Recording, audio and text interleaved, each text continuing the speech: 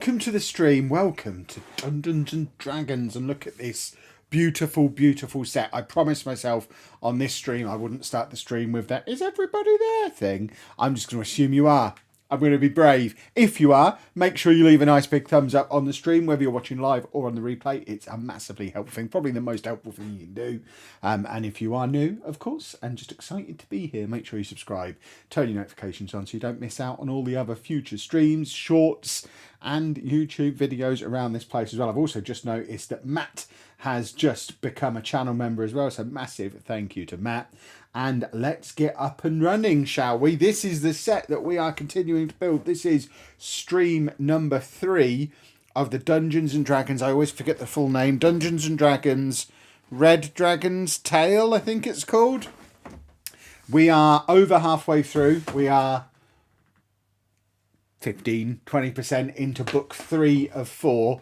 We've not made it halfway through all the number of bags yet, but we're more than halfway through the instruction books. So I would argue that makes us about halfway through. We've already made the tavern that's on the front there. We've made this little grassy area out the front with the owl bear guarding that for us. We've made this side of the castle ruins. What we still need to do, there's a little castle build around the back here that we've started. We need to build a tower that's going to come up there. Then there's going to be a massive dragon that sits on the top. I'll just move that to one side for a second and just give you a little bit of a spin so you can see the bit around the back of the build so far as well, including this little door, which is my favourite bit of the whole set. Is the little lizard head man just hides in there, which I think is awesome. This is the bit that we're going to be building, and because it is designed to be able to play Dungeons and Dragons with, it does break apart, as well as looking really cool as a presentation set. You can break it apart into its component parts, which is what we're going to do now, because the bit that we're going to be working on initially, I have to be very careful not to ruin it, is this bit. So we'll keep that bit out. So this is the little tavern, which is awesome, particularly in the back there. The bed is a mimic. I've learned what a mimic is. I can't open his mouth. I've got it so rammed down. Oh, there you go. I was trying to rip the bed off, but the bed's got teeth, which you can't really see properly. But if we put that behind me on here, so that bit doesn't get ruined, and then this is finished for now as well. This is the castle build bit, or the first part of that side of the castle. So if we very carefully put that over there as well, this is the bit that we're going to be working on, which you can see is very much a work in progress, but does have a very cool spiral staircase that we put in on the last stream. And of course, we've got the minifigs so far as well. Aside from Lizard Head Guy, who already lives in the set, they are the minifigs that we've got so far. I think that's the 4 heroes of the quest, plus the guy who works in the tavern. I think that's the 5 minifigs we've got so far. Of course, on the newly updated Wall of Fame. If you want your brick on the Wall of Fame, that's what channel memberships do. Make sure you hit the join button. It's next to the subscribe button, and you too can get your name on a brick on the Wall of Fame, which once the Lego City moves all the way down the width of the room, which I'll admit it's going to take a while, but eventually the Lego City will go all the way down here, and the beach and theme park area will be visible in these streams, and right at the end of it will be the Wall of Fame, filling that wall at the end of the room with all of your coloured bricks from all the channel members who've shown support on the channel. So that's how you get involved in that. How are we all anyway? Are we all good? Have we all had a good weekend? I've had a very good weekend. If you're not on the Discord, you need to get on the Discord, because we've had some fun over on the Discord. I've completely built the Daily Bugle, which is now set up and positioned in the Lego City.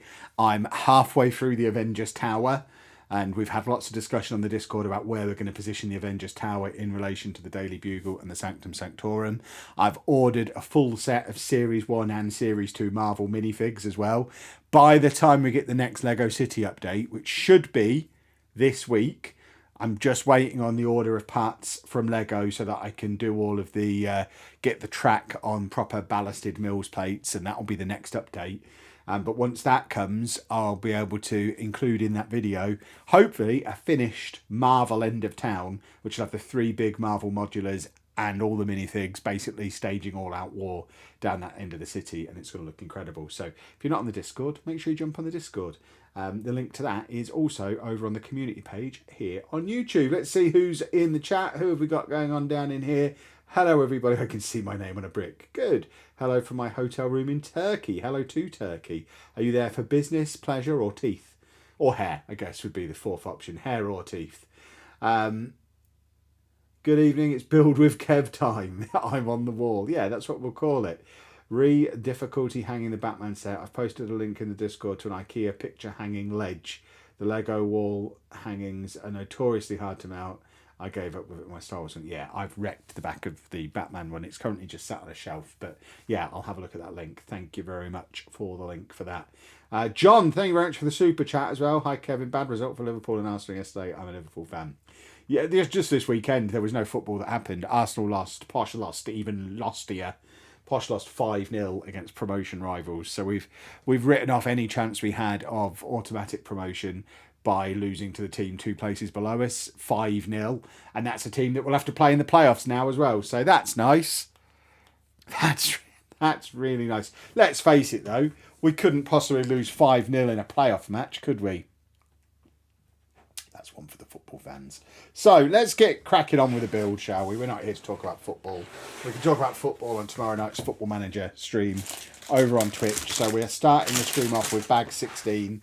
We are, like I say, that far into book 3. So we're on page 42 of book 3, which is the start of bag 16. And I think we're kicking things off with some skeleton minifigs, which is very exciting. A very cheap holiday to Turkey. Which part of Turkey are you in? Because I was looking earlier in the year when I was managing in Ankara on Twitch. I was looking at maybe going to Ankara, and it didn't look very accommodating to British holidaymakers. It looked like I was going to go there and end up suffering from culture rather than just beaches and all-inclusive hotels, which is what I really want from a holiday. I travel for my travel channel. When I'm on holiday, I want a holiday. And yeah, that usually involves me not venturing very far from the hotel. Right, we are making skeletons. I think. Yeah, we're making skeletons. Let's make some skeletons. So we need to plug on. We've got to add all the art. Do these count as minifigs? I don't know if these count as minifigs. I guess they're having minifig heads, but they're not really minifig bodies. So we've got a little skeleton arm and leg set up. I think there's 3 of these that we have to make. I don't know if these count towards the minifig count of the set. I imagine they probably do. There's only toes on one side. They're shorter than a normal minifig by the looks of it. Little legs. And then, we've got some armour to put on the skeletons as well. Where's this armour? So pop on a little piece of armour. And then a little skeleton head. I mean, he's awesome. And then he gets a massive sword as well. Where's the massive sword? That is an enormous sword. Look at the size of that. That's bigger than the sword that any of the heroes that we've made so far are going to have. That sword's bigger than he is. So that's 1. I think we're doing 2 more. Yeah, so 3 skeletons. This feels like an epic battle is going to be happening between humans and skeletons. What's Anna building tonight? Anna is having a night off from building, I think, because she has she's overdone it a little bit and her back's very achy. So I think she's sat downstairs playing Final Fantasy. She, unlike me, hasn't completely abandoned video games, bearing in mind we host a gaming podcast. So she actually understands how this is supposed to work. We're not just supposed to launch into the new obsession and forget about the old ones. So yeah, she's playing some Final Fantasy to get her ready for this week's podcast, which we record in just a couple of days, and I have played nothing so far, other than Football Manager, obviously, which I play every week. So I would argue, on that basis, I play more video games than all of them. It's just always the same one. But I do play it for 30 hours a week. Probably more than that, actually, when you factor in Twitch. Probably closer to 50 hours a week. So I game more than they do. Right, this guy's supposed to have a little ring as well, but he doesn't hold it. He's just supposed to have a ring with him. So I imagine when you beat him, you get a ring. That is absolutely going to get lost. And then the last skeleton has a cape. There is no cape in here. Now, have I lost the cape? This is the problem with me being halfway through building 2 different sets. I can see some capes, but I think they're the capes that go with the Avengers Tower. Have we got capes for this set? In fact, we had a brown envelope. There it is. Because this has got the dragon's wings in. So hopefully this has also got the capes that we need. Because we had to keep the dragon wings nice. So there's the dragon wings. There's a cape. It's supposed to be a purple cape. Is there a purple cape in here?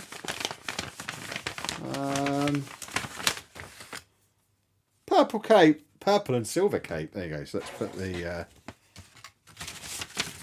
dragon wings back in. And the black cape can go back in. And we'll put that back over there so that doesn't get ruined. And then I've got... I hate capes. Ah! They are the worst thing to put on minifigs. They are horrible. Actually, we probably want to put his arms on first, or we're not going to get them in right. You won't like my hotel then. It's right in the centre of one of the cities. I'm on a bed and breakfast. Yeah, I couldn't cope with that. I mean, I could. It depends on the context of why I'm there. In my head, Turkey is a fun holiday trip, not a travel trip. If I was there for travel vlogging, I mean, if you've watched the Rome video that came out today and the Rome series that's been going on the Travel Channel, we were right bang in the middle of Rome and loved it. We had a great time. It was the same when we went to Edinburgh. It was the same when we went to where else have we been to recently? When we were in Geneva last year, when we went to Amsterdam the year before. So we are capable of doing travel. We run a travel channel. But travel and holiday, 2 very different things. There you go. This guy has got a very, very shiny cape. Han MCOO. Hammaku.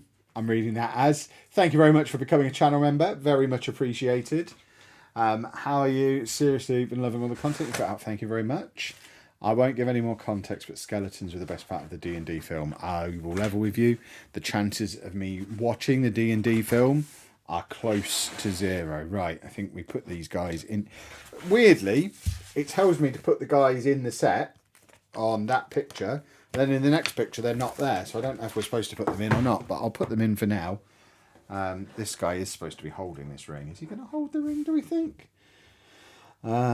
The new Star Wars GWPs look great, do they? I'm not a Star Wars guy. I think first off, that he is not holding this ring. There's no way he's going to hold this. I think 1st of May is going to be quite a cheap launch for me because at the moment there is still nothing that I want. I will do the now traditional video because certainly on TikTok, I mean I guess on YouTube as well, but on TikTok they get hundreds of thousands of views, those launch day videos, like 500,000 views on each of the 2 that we've done so far. So I'll definitely do a video. I just don't think we'll necessarily be buying anything, which is fine because obviously we spent way more money yesterday than we planned on spending at the Brick event, and we're going to another one of them in Reading in a couple of weeks. We booked the Reading one last night because apparently the Reading one is one of the biggest ones in the country. So we're now going to Reading, which we weren't planning on doing. I think that's on the 27th or 28th, whatever the last weekend of the month is. We're in Reading now, completely unplanned. So can it be unplanned when you plan it 2 weeks in advance? Probably not. So I imagine the money that we might have spent on launch day will now be spent in Reading. I have qualified Anna for the new gift with purchase that came out today, though, the new Shops of the World set, because I needed to order a load of roads for the city. It's the most boring order anyone has ever done on the Lego store, I think. In order to qualify for a gift with purchase, I got a colour sensor for my trains so that I can program my trains to stop at the station, and then filled up the rest of the basket with road plates. So it's not the most exciting package when it comes. Normally, if you spend £180 at the Lego store, you're really, really giddy with excitement about what's going to turn up. And it's like, yeah, it's more. I've already got 5 packs of the road plates. It's just like 8 more packs of road plates so that I've got all the roads that I need. because I was going to have to buy them at some point anyway. And Anna wanted that gift with purpose. So it's a very expensive £20 set that she's got there. But like I say, it's stuff that we needed to buy anyway. Right, we're building some kind of trap with an axe here, which seems very threatening. Any sets you regret not getting in Coventry? Not from the ones that we saw, no. Someone in the... that is a vicious weapon, and it's now attacking the skeleton that's there. So I'm going to have to move him and pop that there. So when people come through that door, they get an axe in the face immediately, which seems a little bit harsh. I think these skeletons are going to be in the way. I think I probably need to take them out again while we're building in here. Yeah, I think we bought everything in Coventry that we wanted to get from what we saw. There was someone in the comments to the video yesterday who said apparently earlier in the day, the set that we bought, the corner garage, was even cheaper than we paid for it. And there was also a police station modular for less than £200 as well. So I don't think the regret is on what we didn't buy. The regret is on I'm an idiot and can't set an alarm on a Sunday properly. Because we went to bed after midnight on the Saturday night, because we were up late building Lego, I just went on my phone. I basically said to my watch, I'm not going to say it now. I gave my watch the command you would give a watch to make it listen to you, and then told it to change my alarm to 7 a.m. or set the alarm for 7 a.m. or change the alarm for 7 a.m. Whatever I did, it basically changed this morning's alarm, because when I did it, I probably said something like change tomorrow's alarm. And because it was after midnight, it changed Monday's alarm, not Sunday's alarm. So I woke up bleary-eyed 9 o'clock Sunday morning, knowing that we were planning on being in Coventry by 9:30 to get in the queue. And yeah, so we got there like an hour after opening, and all of the really, really, really good bargains were gone. So that's the only regret, really. But I guess it saved some money. John, thank you very much for the gifted membership. Very kind of you. What did I think of WrestleMania? I've still not watched any more of it than I had the last time I was asked about it. I've watched clips. I've not watched any match in full. I haven't watched a WWE event in full since Clash at the Castle. I'm just not going to sit and watch them. There's too much faffing about and not enough wrestling in WWE for my tastes. And that's not to say I'm watching loads and loads of AEW either. I've not watched Dynamite for months. I still watch the AEW pay-per-views, but at this point, that's pretty much the only wrestling I do watch is the AEW pay-per-views. Because they are just match with no nonsense, and that can just about hold my interest, and I can fit that into my day. But all the rest of the wrestling I just keep up with via podcasts and Twitter, which is fine. In my opinion, it would be a joint operation. Who's a joint operation? Oh, here we go. Do you still think that Anna will end up taking the lead on the channel? At certain times of the year, yeah. I mean, unless by the time FM25 comes out, we've got like 300,000 subscribers on this channel, which seems pretty unlikely, then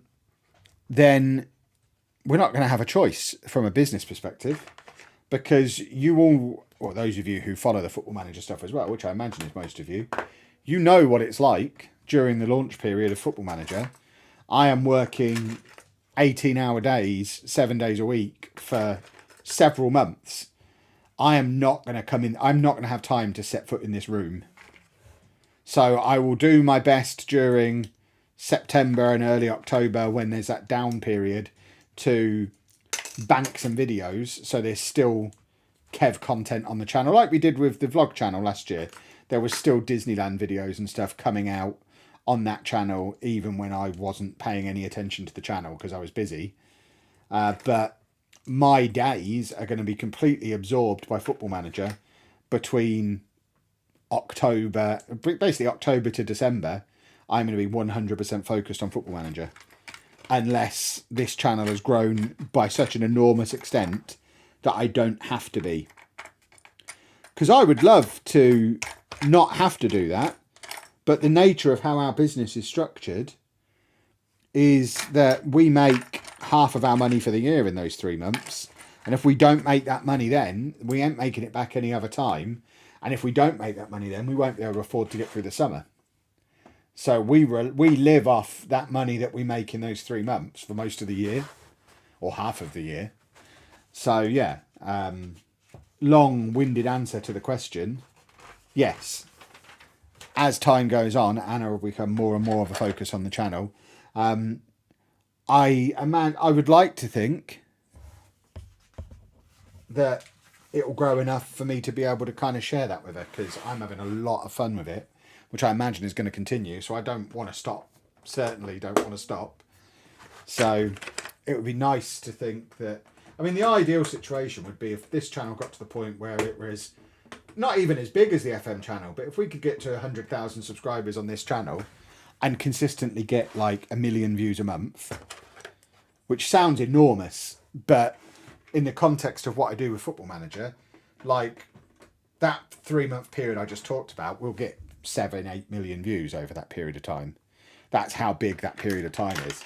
But if this channel gets to the point where it's consistently doing like 1 million views a month, maybe a little more, then I don't have to focus on Football Manager as much. I would still do Football Manager. I'm never going to stop doing that because I love it. But it would be nice to be able to just take it easy and be like, I can just do 1 video a day like I do the rest of the year and chill out. It doesn't really matter. I don't need to get 50 videos out a month. I don't need to stream 7 days a week for 3 months straight. That would be nice. So the really long-winded answer to that question is we'll see. But at the moment, that's still the plan for sure. I feel like I've waffled for so long that I've missed half the chat there. Didn't they say the new game would be out earlier this year? No? No, they did not. If anything, I'd expect it later. They said we would find out information about it earlier. So they said we should be... The original thing last year was that we should start hearing stuff about FM 25 Q1. Q2 this year. So basically any time from now until June, we should start hearing stuff about the game. But the release date certainly won't be earlier. If anything, I wouldn't be at all surprised if it was later. Which is quite the fear for a Football Manager content creator, because ad revenue cuts in half in January. So if they were to release the game middle of November rather than middle of October, even if we still had 3 months of crazy views at the start of the game, one of those months is then when ad revenue is really low. So again, financial ruin. It's one of the reasons why I really want this channel to do well, because from what I've seen so far, it seems to be a much smoother year. And I would love a smooth year. I would love to not have to be at the whim of when people are interested in Football Manager. That would be great. Because, like, even little things like when we were at Disney last year in September, and I had to keep rushing off to make FM content while we were there. Anna said at the time, because they were setting up the Halloween stuff, she did say she'd love to come back and do Halloween there properly, and I was like, yeah, never going to be able to, because Halloween is smack bang in the middle of FM launch. So it's never going to be an option for us to go there during Halloween. Unless it'd be nice to go there at Christmas. Never going to be an option. Unless... So yeah, there's lots of potential. This is not fitting where it's supposed to fit. Am I doing something wrong here? Oh, yeah, I was doing something wrong. That's exactly what was happening. Is this supposed to go somewhere? No, I'd already done that. What do I think of Universal potentially coming to the UK? I am excited. I think it'd be really cool. We talked about it a lot on one of these streams last week, so I'm not going to go on about it too much, but I'm really excited. I love theme parks, and we'll love it. It'll be less than an hour from my house. Having a really big, cool theme park less than an hour from my house seems pretty perfect to me. The only way it could be better is if it was Disneyland, but Universal do. Universal's fine, I guess. If anyone from Universal is watching, I am a local content creator. Feel free to get me involved with lots of free stuff when you're opening. I mean, I realise they're probably not going to be opening for 5 years. I'll be long done on the internet by then. No one lasts that long. I've been doing this for 10 years already. I'm not going to get another 5 surely, unless I do completely reinvent myself as a Lego guy and the clock starts ticking again. But normally the shelf life of a YouTuber is not that long, is it? So I guess we'll see. I'm always preparing myself for this year might be my last year. Oh, goodness me. Oh, I can't speak. Right, that doesn't seem right. It wasn't right, that's why. I missed a piece. That's supposed to go there. And then these go on here. I could see the channel taking a big jump once the city building series really kicks in. Yeah, that would be cool. I hope it does. I mean, at the end of the day, we have spent a lot of money on it as a bit of a calculated business gamble that the channel will get big. Because if it doesn't, I think we've talked before, if any... Oh, crumbs, that wasn't supposed to burst apart. If a year down the line... Where did that come from? Where did that come from? If a year down the line the channel's got 20,000 subscribers, for example, we're probably going to have to sell some Lego to balance the books at the end of the year.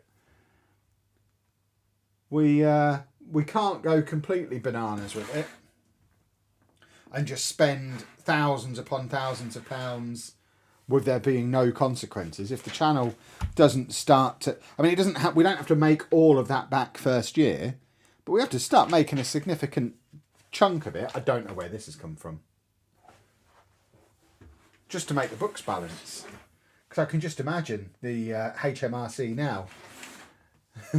Not that they get the numbers in this much detail, but it does look a little bit sus if you're putting your tax return in for however much amount, and that was supposed to go on there ages ago, and you've not made anywhere near that money back. Where did this go? Where did you come from? Ha ha ha! Oh, where did you come from? There's also supposed to be a little coin down here. I've missed loads of steps. When have I missed these steps out? Because I haven't even got any coins in here. So at some point, I was supposed to put a coin down here, and I absolutely haven't. I mean, it's not a big deal. I don't imagine I'm good. There's several coins that were supposed to be put out. Have we got loose coins? Sometimes you've got to speculate to accumulate. I mean, all the time you've got to speculate to accumulate. We did it last year. Calculated gamble. It worked. The vlog channel now pays for itself. Not quite at the point where it's making a profit yet. But all the travel we've done this year has been covered by the money that channel has generated this year. That wasn't the case last year. So... we're not... I'm never going to find these coins. They'll be in here somewhere. One day I am going to sort all this. That's another video I plan to do in the next couple of weeks.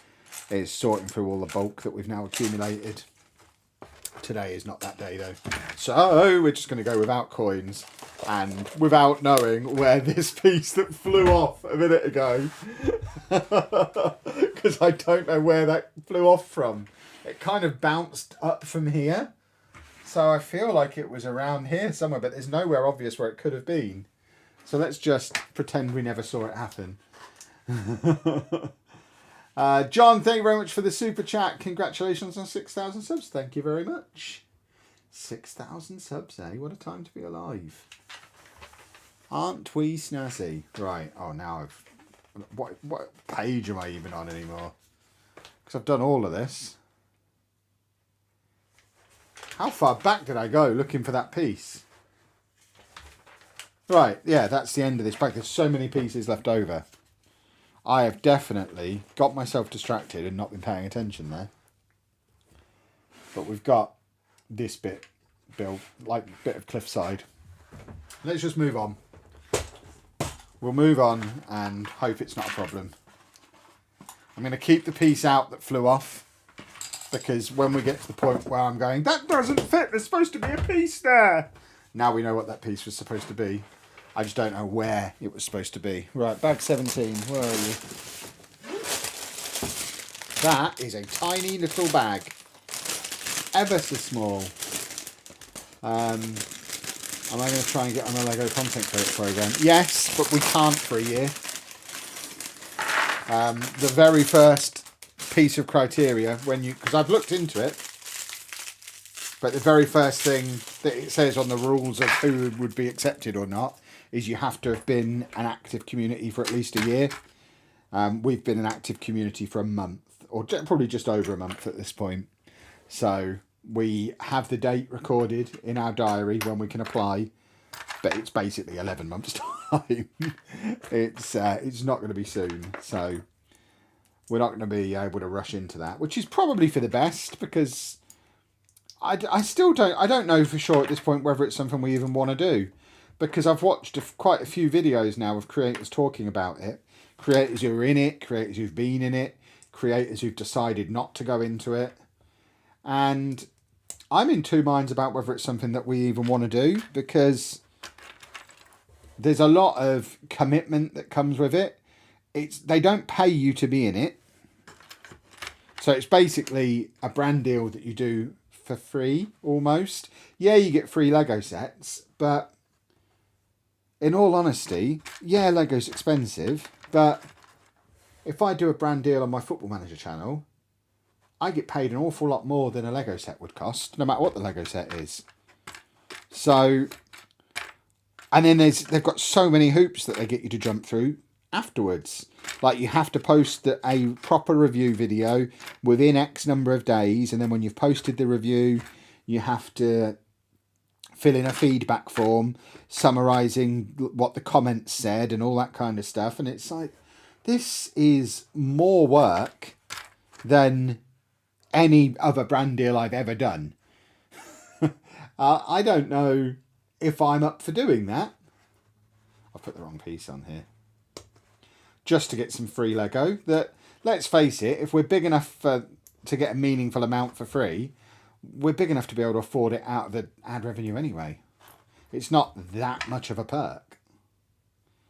So I'll probably change my tune when the time comes. There might be more to it than I've managed to ascertain so far.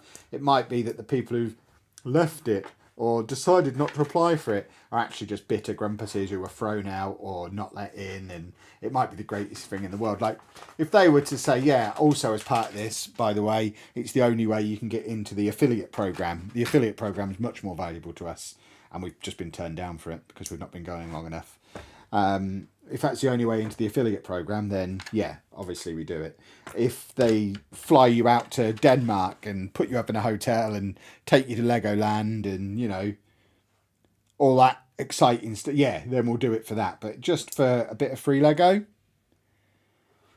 I'm not that interested. Have you got any more Lego shows you're planning to attend? Yeah, we're going to be in Reading in a couple of weeks. I can't remember what all of them are called. I can just remember the towns that we're in. So we're going to be in Reading in a couple of weeks. We are going to be in Peterborough in June and Northampton in July. They're the ones that we've currently got booked. There were others that aren't a million miles away from where we live, but the timings on them weren't convenient. Like, there's a big one in London and a big one in Birmingham that both take place last weekend of May, but that's also London Comic Con weekend. So I've not missed a London Comic Con other than the COVID year when it didn't run. The last time I missed London Comic Con was 2011. So I'm not keen to miss London Comic Con. So we're probably not going to do those brick shows. Plus, it's probably for the best. We don't need to spend loads of money, do we? All we're going to do when we go to these things is spend loads of money. Have I ever played D&D? I have not. Hopefully by the time FM25 launch period comes around, Anna could do the streams on this channel maybe. Yeah, I mean, Anna will be streaming soon. Her room is now set up, ready to go. The Anna streams will start as soon as this build is done. we don't want to have two different sets that are being streamed at any one time, because it starts to overwhelm the channel and confuse people at that point. But once this set is done, so hopefully by the end of this week, so we're streaming obviously tonight, we'll be streaming again Friday night. Hopefully by the end of Friday's stream, this set will be finished. So next Monday will be the start of Anna's Disney Castle, where she'll be the one, it'll be from her room, she'll be the one building on camera, and I'll basically be there helping with the chat and just lending my stream experience.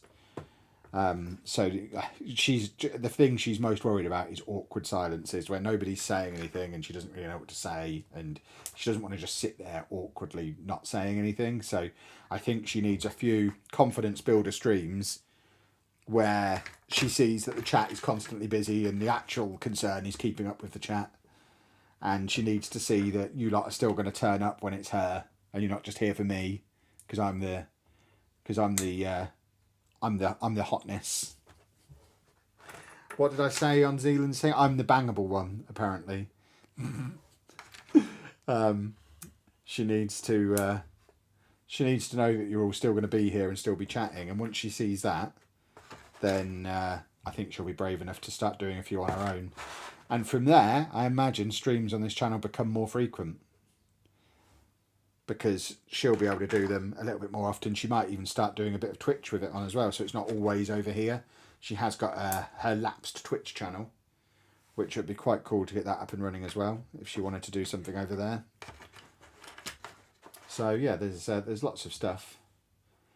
Classic Kev not paying attention. I mean, I am paying attention, but as is always my primary concern, I'm here to stream. The Lego is secondary. This is the thing that a lot of people don't get about streaming, especially when they're new. It's one of the things that Anna will have to learn as part of the process. Your main goal is you don't want any awkward silences and you don't want to be sat there not saying anything. You need to keep the conversation going. That's much more important than whatever you're doing. So far more important than the Lego is the conversation. Far more important than the Football Manager is the conversation, and that's the bit that people struggle with a little bit. So I'm 100% paying attention and concentrating on making sure it's a good stream. And the rest of it is secondary. Where does this bit go? There we go. We're building some kind of critter again because we're adding loads of legs. Did you look into taking those plastic bags to the supermarket? I did not, no. I have been very busy. I think I tracked the place to the inside of the pillar corner facing you, about halfway down.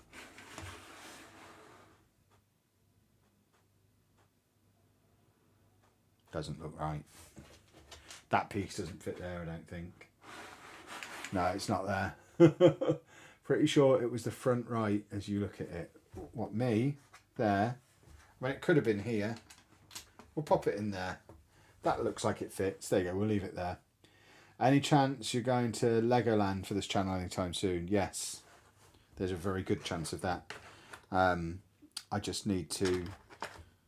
I'm going to be a cheeky influencer about it. We haven't got time to book anything in yet because we're going on holiday soon, but once we're back, I'm going to be firing Merlin a little email saying, "Hi guys, remember me?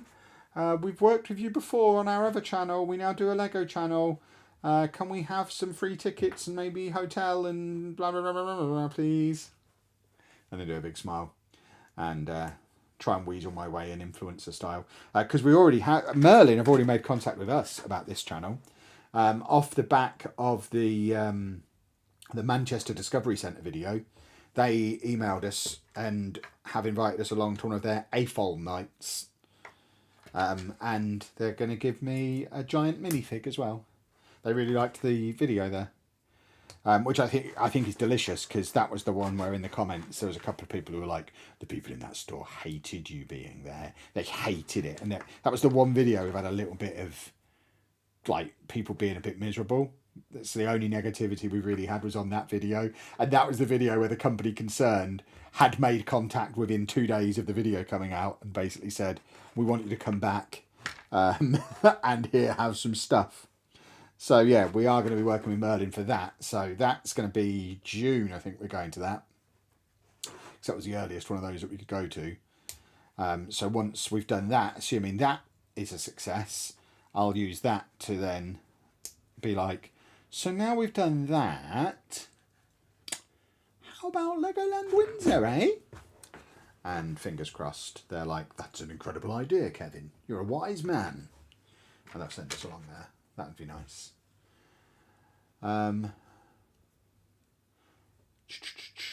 Heading to Vancouver for a family vacation this summer. Just got approval from the wife to spend a day heading over the border so I can visit bricks and minifigs. Excellent. That sounds like a lot of fun. I have no idea what this critter is supposed to be. I clearly don't know D&D enough. Streaming sounds exhausting. I mean, I'm probably not the person to comment. I'm the guy who holds the world record for it. My autism superpower helps me out, I think. It's one of my favourite things to do. It's why I continue to do it as often as I do, even though it doesn't really make me a lot of money. I can make a lot more money making YouTube videos than I do streaming. But I love streaming. I love the interaction of it. Which is weird, because as a general rule, in real life, hate interaction. But I think it's because this is interaction I can control, and I can choose which comments to read, and no one's going to talk over me, and yeah, I like being completely in control of my interaction. So if real life was like streaming, I'd be a much more polite and conversational man than I am. Anyone who's met me in real life can confirm, very socially awkward. Don't really know what to say, ever. Put a microphone in my hands. I'm a different animal. How on earth does this connect to that? Have I missed a piece somewhere? Again, I have. So that goes on the back there, and then it's like a weird six-legged cat with fangs on the top of it, and he lives in this building. So we have got to take the skeletons out. So the skeletons are coming out. I don't know where the skeletons are going to be hanging out eventually. I think we'll put them over here for now so they don't get lost. So the skeletons are going to go and hang out over here. We must remember they exist and put them back in. But this guy kind of stands in here, prowling through the base of the I was going to call it the hotel. Castle, probably, more than hotel, is what you'd call this. Let's actually put him attached to the floor properly in a couple of spots so that he doesn't get completely lost and fall over. There we go. Of course, shop attendants hate folk being in the shop. Yeah, exactly. Didn't I work with Legoland? But yeah, I've worked with Legoland a few times. We've done quite a few videos with Legoland. So when the time comes, I'm sure they'll be very, very up for having us back. It's just time. We just don't have time to do it.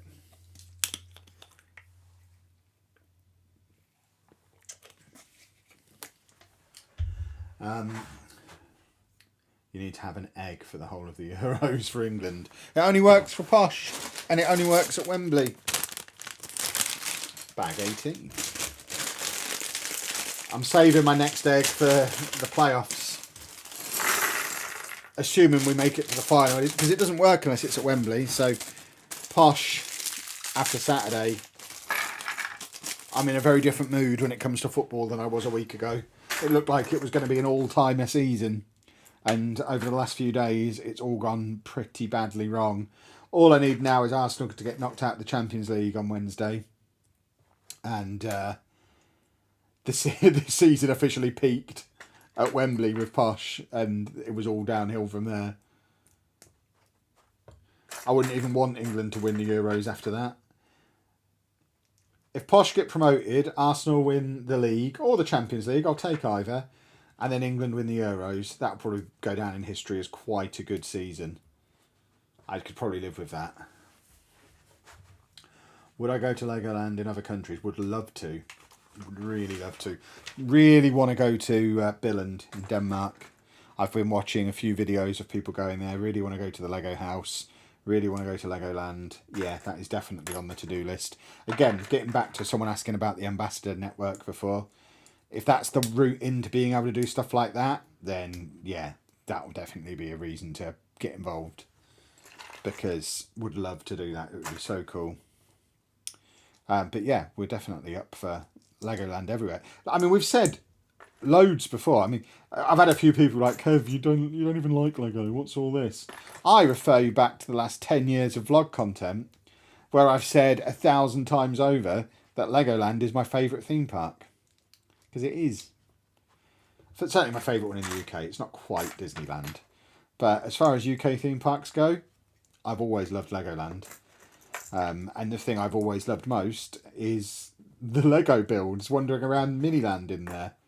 Me and Andy have spent many, many, many hours just wandering around Miniland looking at all the Lego. And then wandering around the store, wishing we could afford to buy the Lego that was in there. So, yeah. Very much would like to go to Legoland in other countries. How many Legolands are there in the world? Quite a few, I think. Because they've got some in America now as well, haven't they? I feel like there's one in Japan. I mean, that trip to Japan, one day we'll do that trip to Japan. Do Disney, do vending machines, do the Pokemon stuff, do Legoland. Do Wrestle Kingdom. Slowly but surely, I'm building up to a completely culture-free or traditional culture-free trip to Japan. I'm going to go to Japan and like adults, like my dad will be like, so tell me all about the things you did in Japan. Well, where do I begin? We went to a Pokemon shop. We went to Disneyland. We went to Legoland. We used loads of vending machines. we went to the big crossing. And he won't understand. It'll be like the conversation where I try to explain my job to him that I occasionally have. He just won't get it. Because I do not make any sense to a normal adult.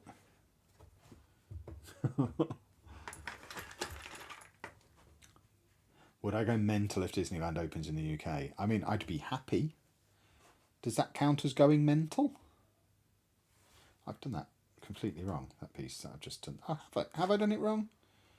No, I haven't. I've done it completely correct and then got confused. I'd be very happy. I mean, it's not going to, is it? Logically, for Disney, there's no reason for them to open in England when they're so close to England already. There would be no logic behind doing that. So I don't think it's going to happen. It would be awesome if it did, but it's not going to. What have I done here? Right, I've put that the wrong way around. That's what I've done here. But Universal here sounds like it'll be fun.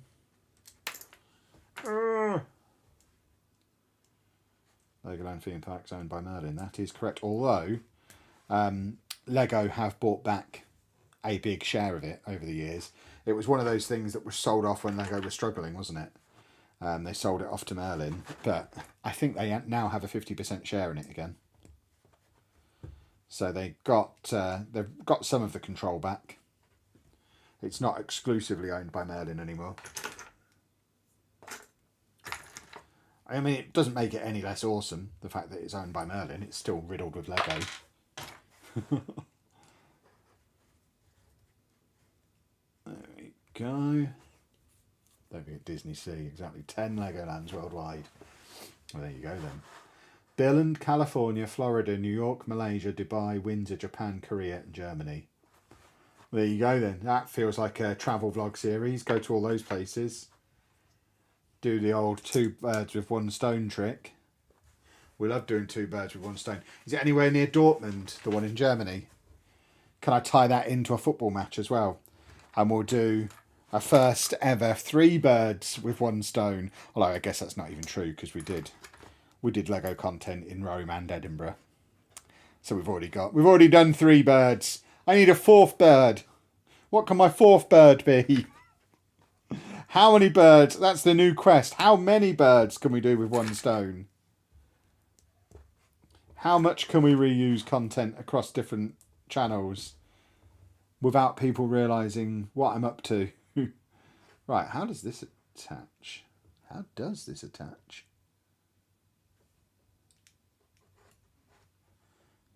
Oh, with a hinge. We're using hinges. Okay, now I understand. Because this is, so we've got the top of a mouth and the bottom of a mouth here. Disney opening the UK will never happen too close to Paris. Yeah, exactly. If it was going to happen, it would have happened when they went to Paris instead. They looked at sites in... I mean, I was going to say, if I recall, I was obviously too young to remember it, to know about it at the time, but from what I've seen about it since, I think they considered UK, Spain and France, didn't they, as potential locations for it, and ended up where they ended up. Right, I don't understand this piece. So that's going to go there. Let's hold it the right way. I'm mirroring the book exactly. And we've got a hinge. So the hinge needs to go there. And then also there. There we go. And then do we have another hinge? Or are we only hinging one side for now? I think we're only hinging one side for now. So we've kind of got one side hinged. Seems alarming. Food Channel. Who is Lego's rival company? They don't really have one, do they? I mean, Playmobil, maybe?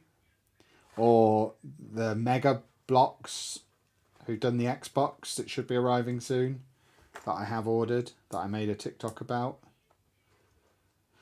But none of them are actually realistic rivals, are they?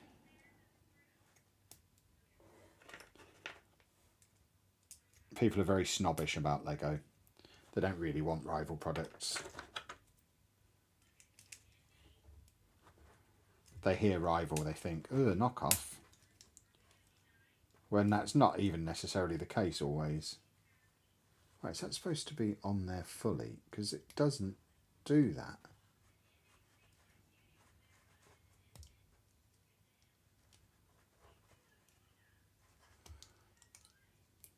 Right, what I'm expected to do here, I don't think is possible to do. Unless I've just ballsed it up somehow. Oh no, it is possible. It's just really, really fiddly. My word, that's a fiddly little thing to do. And then that goes there. I will be with you again in a minute, chat, but I am at a really fiddly point. And then we have another hinge that goes on this side, which is much easier to put on. I mean, that was much simpler, the second one. Why wasn't it demonstrated that way the first time around, eh? Unfortunately, the Germany one is in Günzburg, which is directly in between Stuttgart and Munich. So we can book in FM25 of Stuttgart or Munich. I mean, that works, doesn't it? Any of them would be good.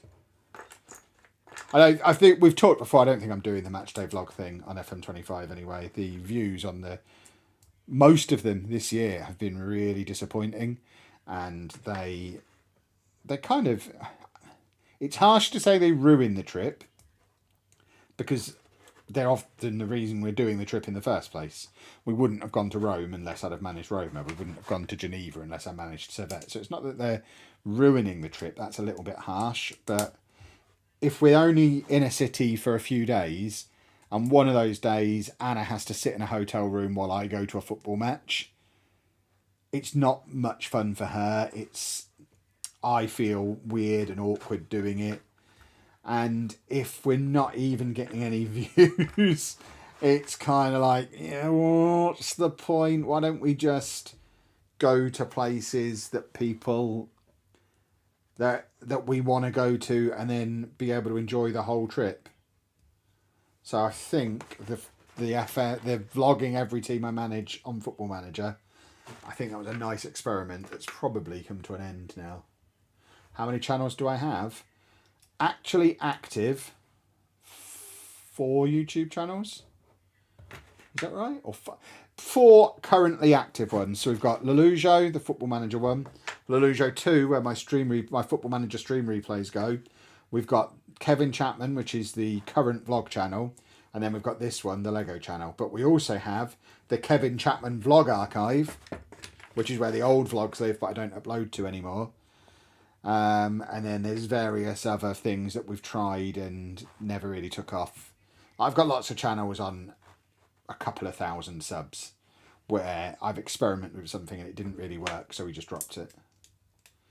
But I guess 5 that you would count as actual proper channels, because the Vlog Archive, people see, I mean, it still gets 100,000 views a month probably. We've not uploaded to it forever. So it still does okay for a channel that we don't upload to. This is a weird thing. But actually active ones that we upload to, 4. I'm trying to put an eyeball on this thing. Are you doing my annual earnings video this year? I haven't done that for several years.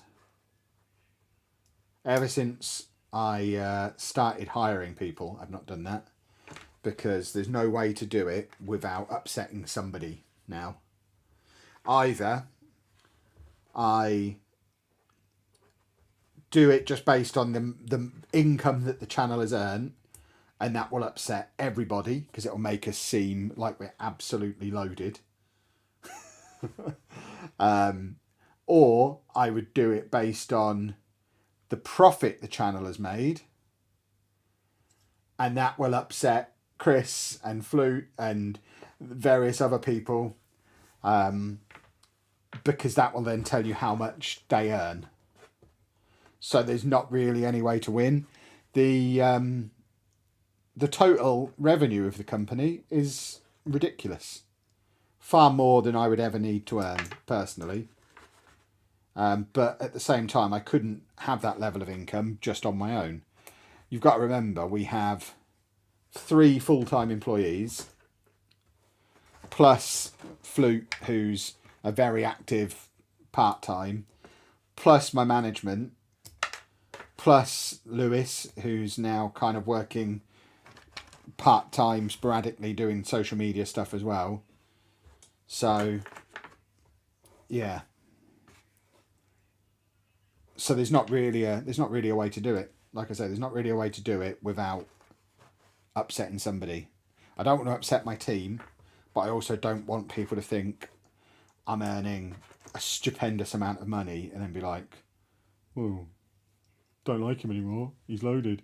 Because I'm not. Me and Anna both have relatively normal incomes.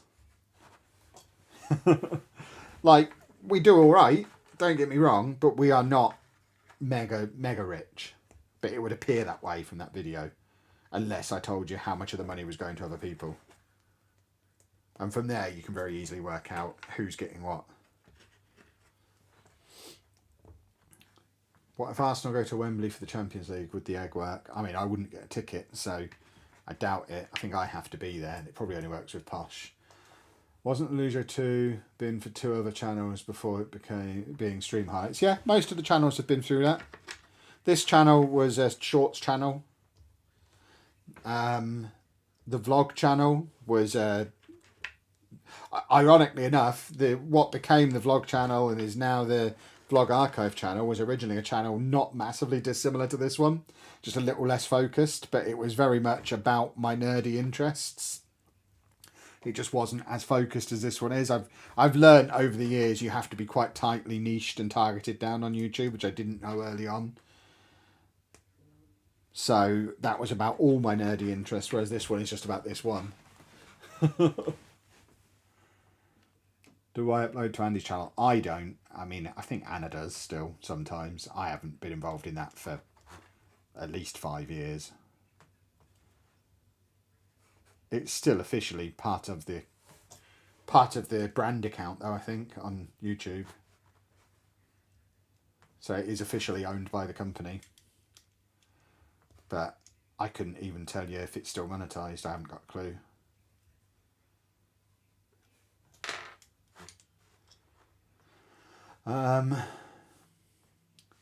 To be fair, isn't that what you're supposed to do in Japan? Isn't games and Pokemon the thing over there?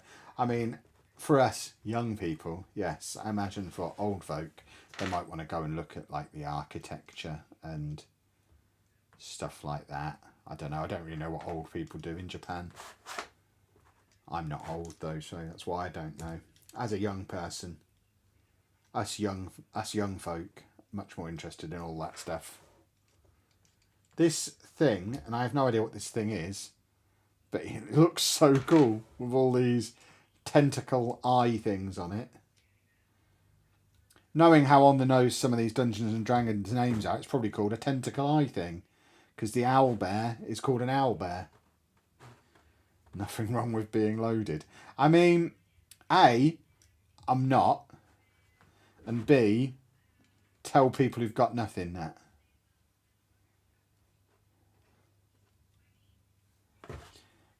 I mean, because ultimately, a lot of what we do does rely on support from the audience.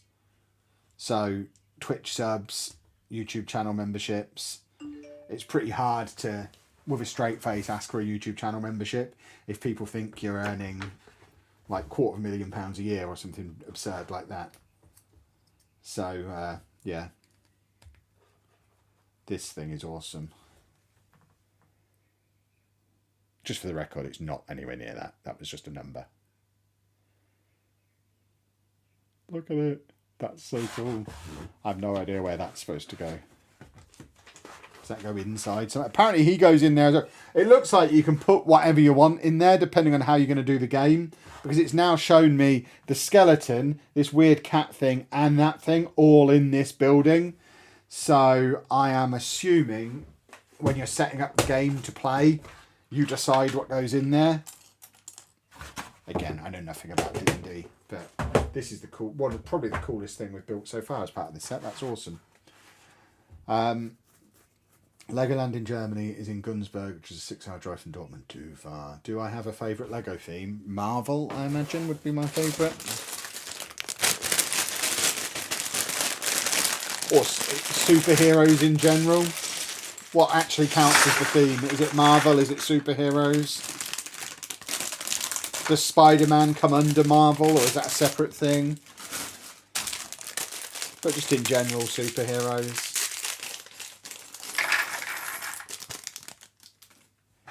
Bag 19. I think the first video I saw was from the one from when I left teaching. That's a long time ago now. A long time ago. I have been doing this full time for 8 years. This pretty much is. It's over 8 years since I resigned as a teacher now, which is a ridiculous thing to think about. 8 years ago, I would have still been working as a teacher, seeing out my notice, but we all knew at this point that I was leaving. I'd handed in my notice. I'd told you lot. So yeah, 8 years. Madness. This is why I always say this could be my last year, because it's a long time to be doing this for. You just never know, do you? How long is the shelf life of a YouTuber? I've decided I'm just going to be the Chris Jericho of YouTube. I'm just going to keep reinventing myself every few years. That's what this is all about, really. This is me. This is my latest reinvention. That's how I'm going to keep relevant. How long is a teacher's notice? I mean, however long you want to give. I resigned in February and told them I'd stay on until the end of that school year. So I resigned in February and left in my last paycheck would have been at the end of August. But I could have left sooner than that. I just decided to see out the year. Hello. What was in August? When I left teaching. Someone asked how long a notice period is for a teacher. And I was just saying, as long as you want it to be effectively. I think you have to give a term's notice. But it wouldn't have been fair on my students to just disappear. Like, imagine leaving at Easter when you've got kids who are just about to do their GCSEs that you've been teaching them for. That'd be a bit harsh. I'm not that much of a monster. As much as I was ready to leave, I'm not that much of a monster. Anna's here, by the way.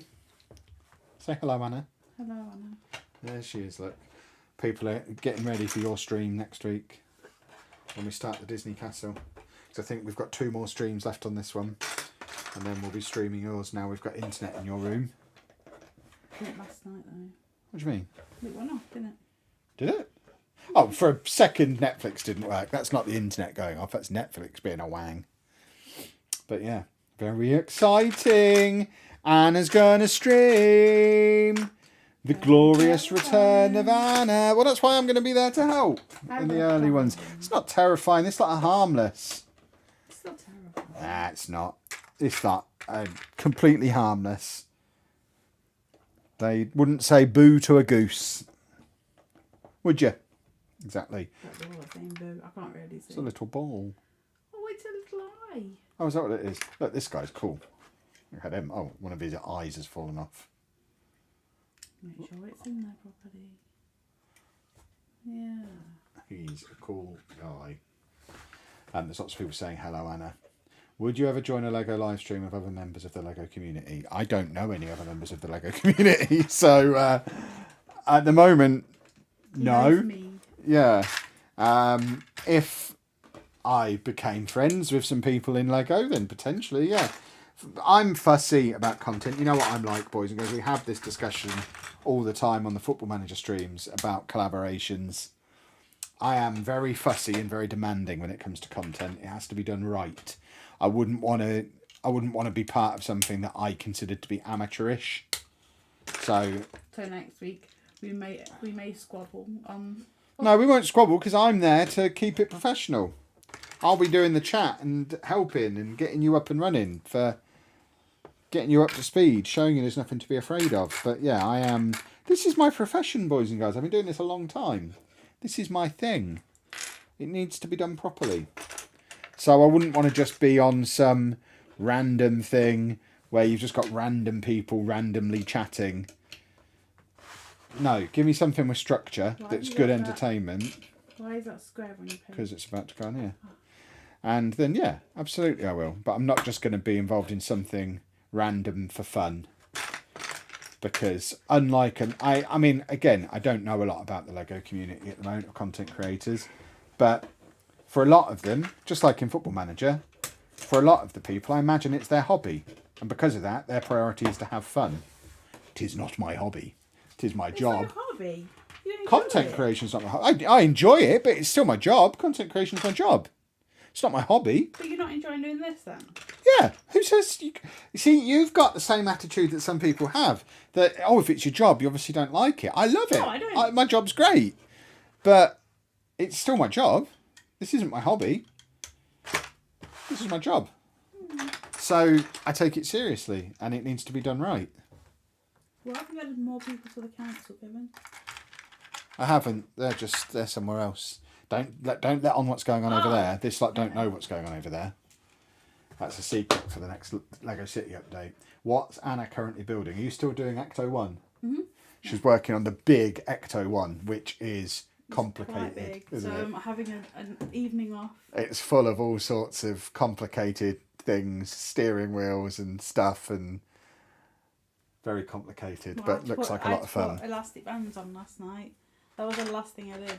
Just put elastic bands on things. I thought, right, I'm gonna have an out because my thumbs hurt a little bit. Because we wanted to get loads of Lego bought last month. I've mentioned before about how we were basically buying our content in advance. And plus there was a lot of good sales on last month. Very had a sale on. I think it was Very. There was a sale at Very, and I bought like 6 really good big sets that I knew we'd both want, and then just basically put them out on the floor, and me and Anna took it in turns picking the ones that we wanted. And yeah, I wanted them all as well, but we have to have some rules. And Ecto 1 was one of those that I would have happily had, but Anna claimed. The thing is, you've never seen the movies. So that doesn't mean I wouldn't. I used to watch the cartoon though. Yeah, but you haven't seen the movies. It doesn't matter. It still would have been a fun build. I've never played D&D or seen the D&D movie, but I'm loving this. You've seen the cartoons. Yeah, but I don't think this has got much to do with the cartoons. No, I've never dabbled in D&D, so that's We've both played Baldur's Gate 3. Is that D&D? Yeah, of course it is.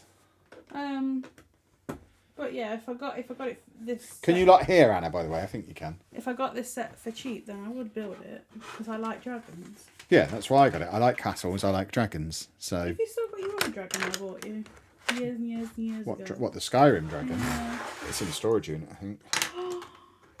There's nowhere in this house to put it. Most of my old collectibles are in the storage unit. I think we're building the next floor up, by the way, boys and girls.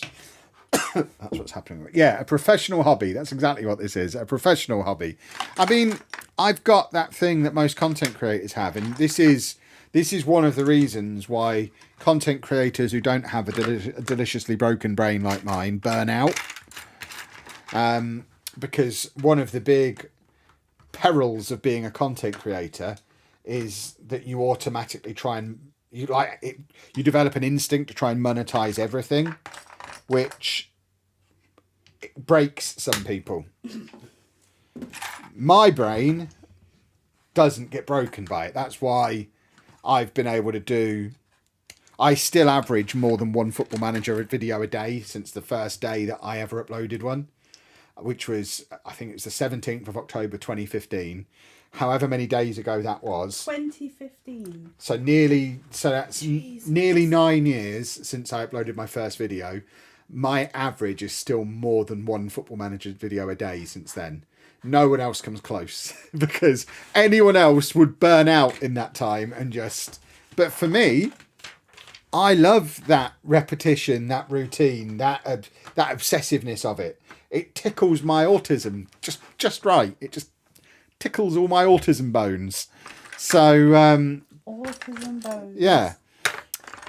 So for me, the whole monetize everything thing actually works really well, because one of my favourite things to do, if we're talking hobbies, one of my very favourite things to do in all of the world is making YouTube videos. Love it.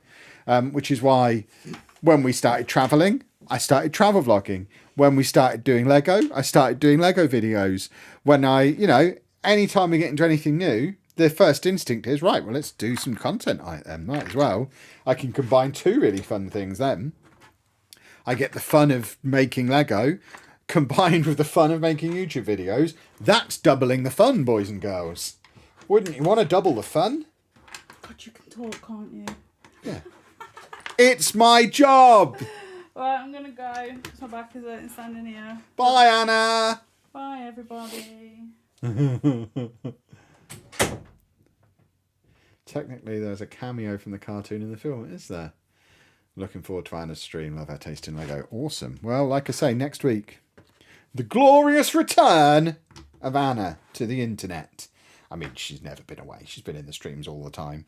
She does the podcast every week. But you know what I mean. Boys and girls. Right, we're just continuing to do lots of these little rocky looking areas that are all over this build. And we keep having to rotate this, which is going to catch me out at some point. The fact we have to keep rotating it. I think we're doing a trapdoor. I say I think we're doing a trapdoor. I'm very confident we're doing a trapdoor because there's a trapdoor in my hands. So I think this goes on here. Yeah. We have a trapdoor, everybody. And then we need to get one of these on. Where does this piece go? Ah, we need 4 of those pieces. I see where they go. They go across there like that. Splendid. And now, where's the piece that I'm looking for? Where are you? Where is it? I'm looking for a piece just like that piece that we had before that I couldn't figure out where to put it. I have found it. So, right, let me just get this done in some kind of logical way. So that goes there, then that goes there. And then we need 3 of these ones.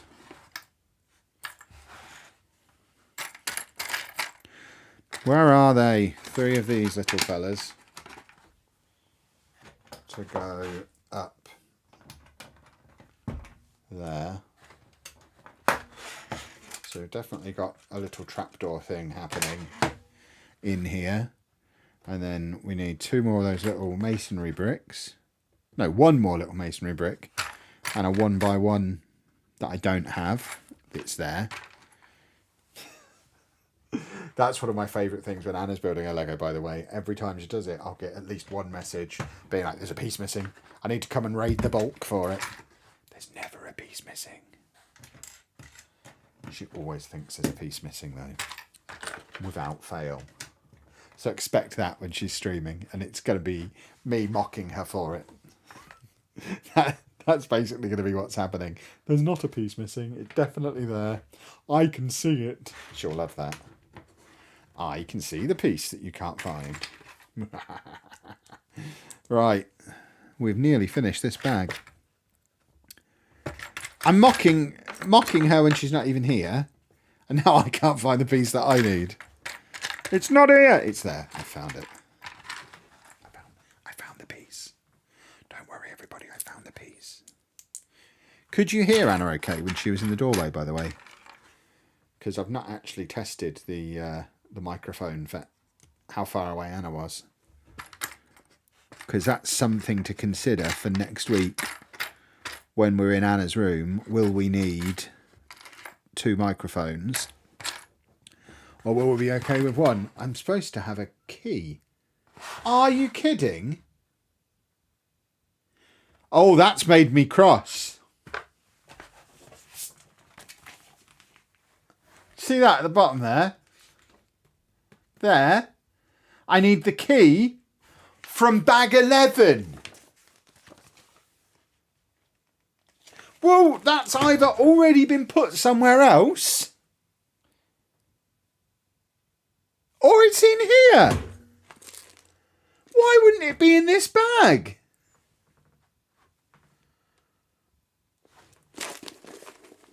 I'm very upset. I mean, I've built like 4 sets since bag 11. It's literally there. So we won't make too much of a big deal about it. That could have been disastrous. Don't worry, I have it. It's fine. That's ridiculous, though. Why on earth would it do that? They got away with one there. I was going to write a strongly worded letter to my MP. Right, where does this go now, then? Kind of just push that in there. So that's only rested in as well. Hold. Oh no, the trapdoor's supposed to be up. Okay. I see what we've done now. So we've got quite a cool little trap now. So I don't know if you can see. You see where the key is? So if you come in and take the key, if someone stood on this bit, so you come in, take the key, and when you take the key, the trapdoor opens. So by taking the key, you could be causing problems for your buddy. Yeah, I think I did drop some on the floor, but it was just out of the spares, so I'll pick them up anyway. There's quite a few spares around on my floor. That's a very clever little thing, but that is ridiculous. Make a note of it for the review. Yeah, I think I will. I've got no way of making a note of it. I'll probably remember it, though, because it's made me very cross. That's mad. I can only assume... I don't have an example of one to hand, but I mean, there's so many little pieces that are made out of the same plastic, the same colour, so they could have just moulded one of these separately. I can only assume they were maybe attached together, the way you sometimes get pieces that are still attached together, and maybe it was 2 in the same bag, but it doesn't look like that is the case. And even so, that's a cop-out excuse. There's no excuses for that.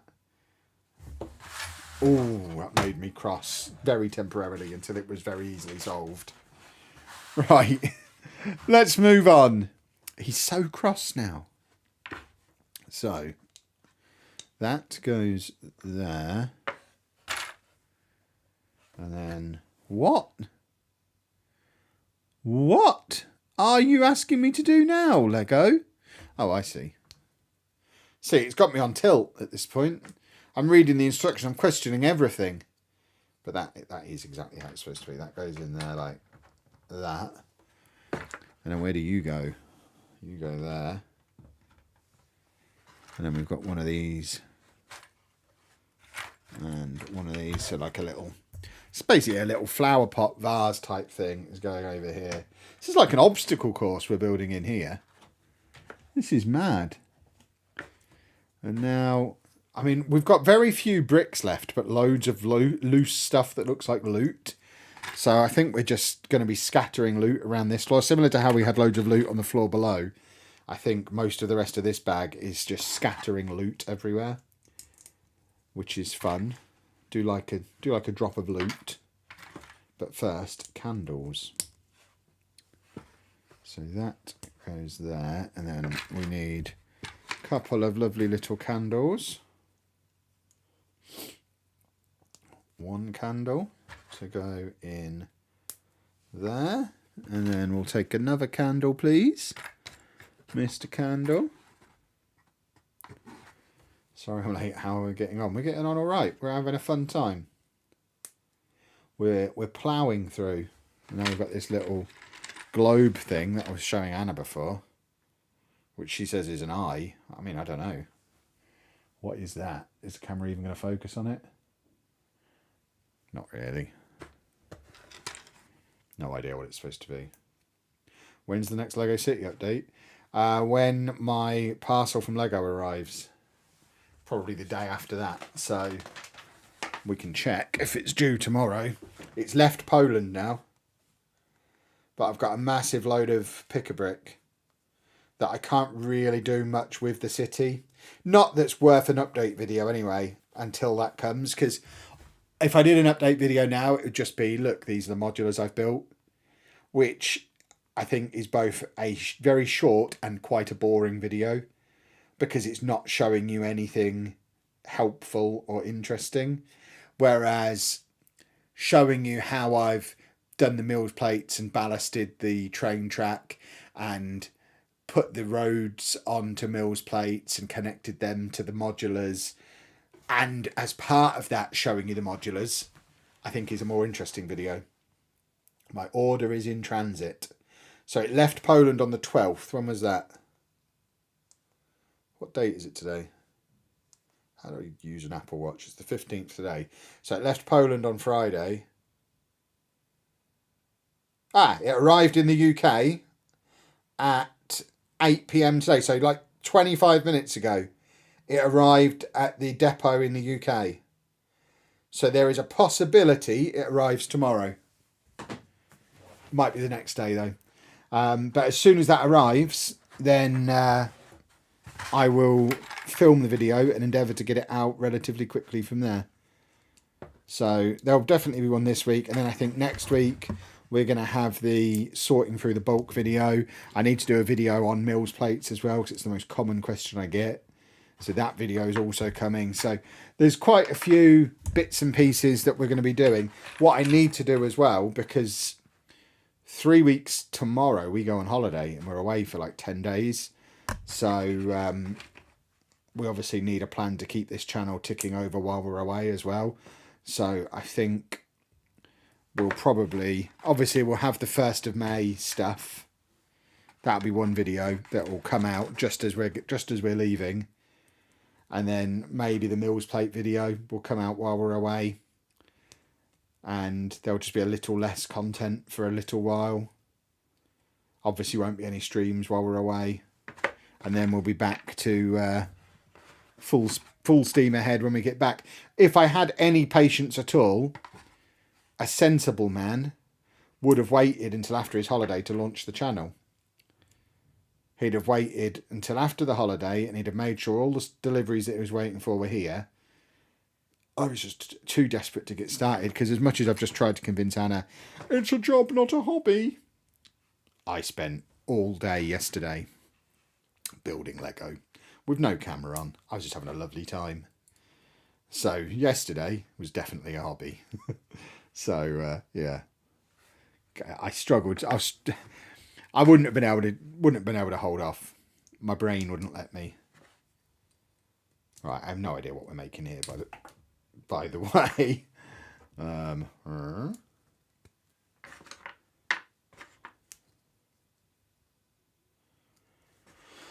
Do you work or have you made content creating my full-time job? Content creating has been my full-time job for Nearly 8 years. So yes, I work very hard. It is the answer to the question.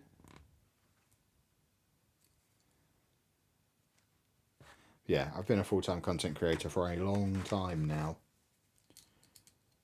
This is a very grand little setup that we've made here. Absolutely no idea what it is, but it looks cool. And we plonk it down just here. And there. And now, next to our little trapdoor that we've just built, we now have this really elaborate throne thing that has a big eyeball on it. It almost looks like a smaller version of one of these in a different colour. Maybe that's what it's supposed to be. Not really sure. Are there still any plans to paint clouds on the walls? Not really. Now we're in here, and I'll say this quietly so that I don't upset one of the biggest Lego content creators. Now I've seen Brixie's one. I don't think it looks very good. But also because the room is small, I've got the display shelf. Pretty much the height of the city will get to the bottom of the display shelf, and then the display shelves start. So once everything's in, I'm planning on putting some facades behind the last row of buildings as well. That will come like skyscraper facades behind them eventually. So I don't think there's going to be much white wall on display anyway. So I don't actually think it would have added anything. And like I say, now I've seen some examples of it done. I don't even think it looks that great. So I don't think we're necessarily missing out on it anyway.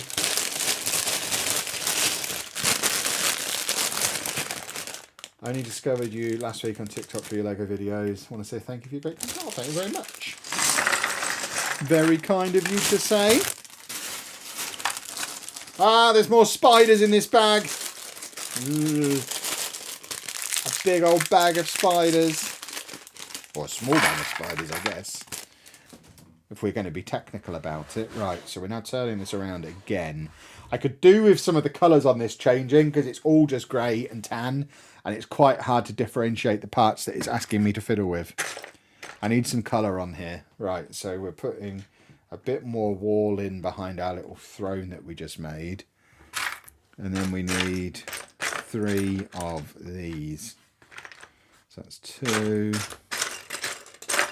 and 3. And these are going along here to make a little wall next to our little trapdoor. So it is slowly taking shape.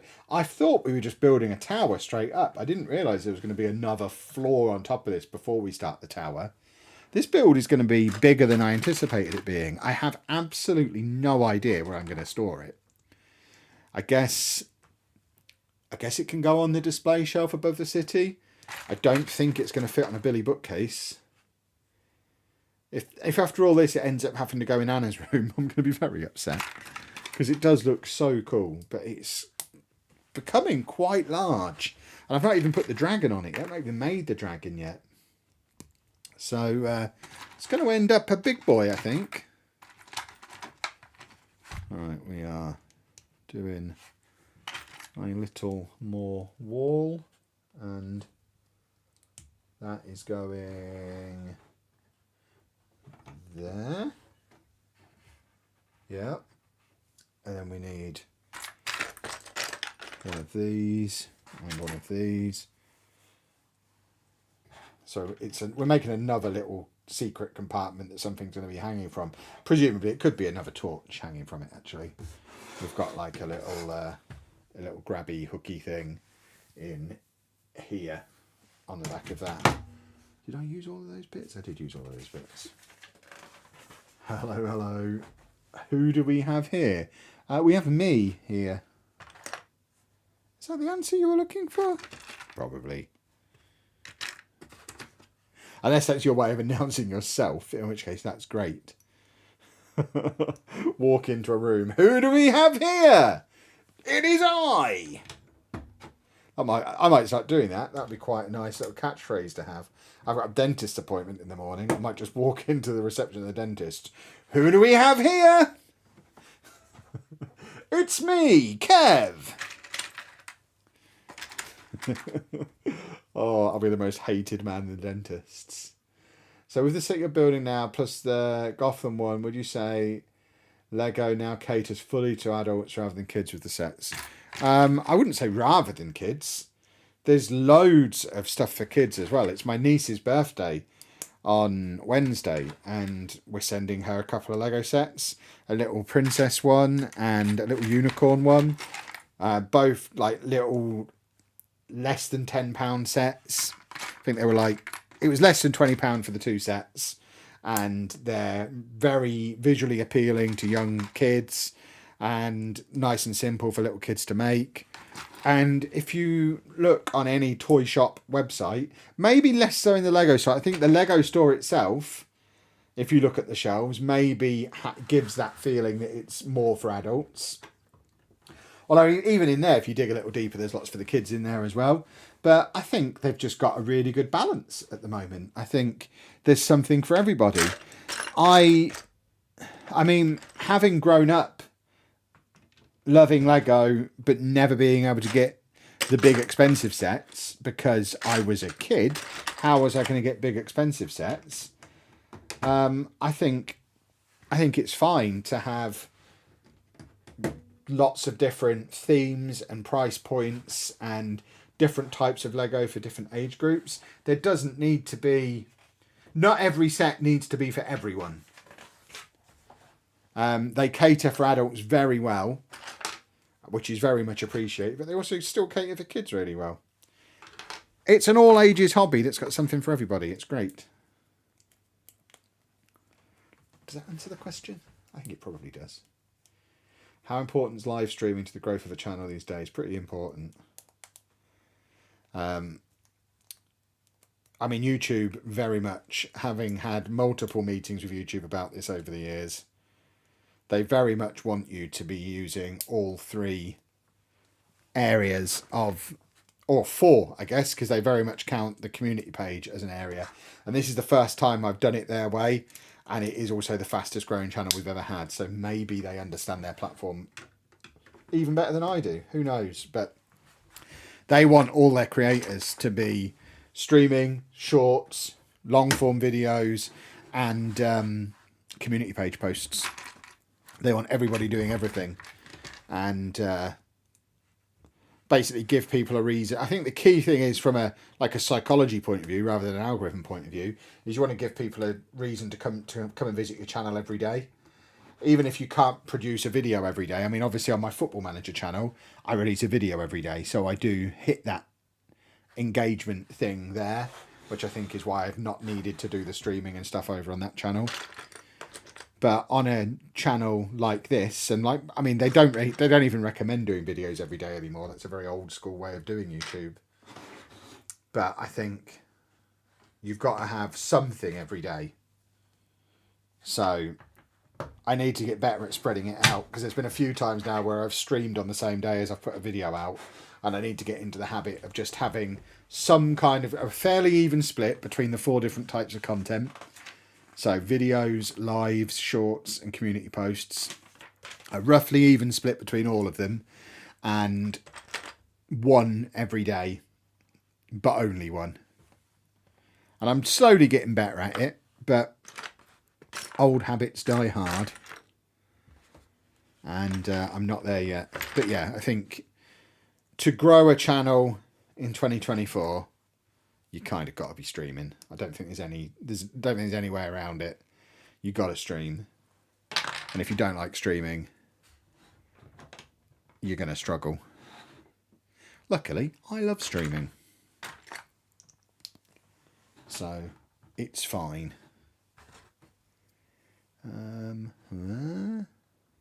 So you go there. Building another archway. When I go on holiday, will there be a shopping store, or do they not have one? We're not flying from an airport that has a Lego store. We're not flying to a place that has a Lego store. So there might be a toy shop, but most of our trips throughout the year are content trips. If HMRC are watching, this one's no different, and we will still be doing a series of videos from there. But this one trip each year, when we go and have our all-inclusive trip, this is the one time of the year where we actually go and try and have a holiday as well. So I am not going to be going out of my way to find a Lego store, for example, or somewhere that sells Lego. Now, like I say, if we stumble across somewhere, then that's a win. But it's not something we're going to be actively looking to do. Can't live stream until you hit 1K, or is that wrong? I mean, this is going to sound like a really wangy answer. I've never had a channel on less than 1K, so I don't actually know. Even my original channel, the Football Manager one, because we already had the podcast, I told people I was starting a channel and I had over 1,000 subs before my first video. So I don't actually know what it's like to have less than 1,000 subs. So I don't know if that's a rule or not. If it is, then yeah, I guess you're right. But I have no idea. Where on earth does this go? I have no idea what is happening now. Right, so that goes like that. Right, figured it out. I had it the wrong way around. That's why I was getting so confused.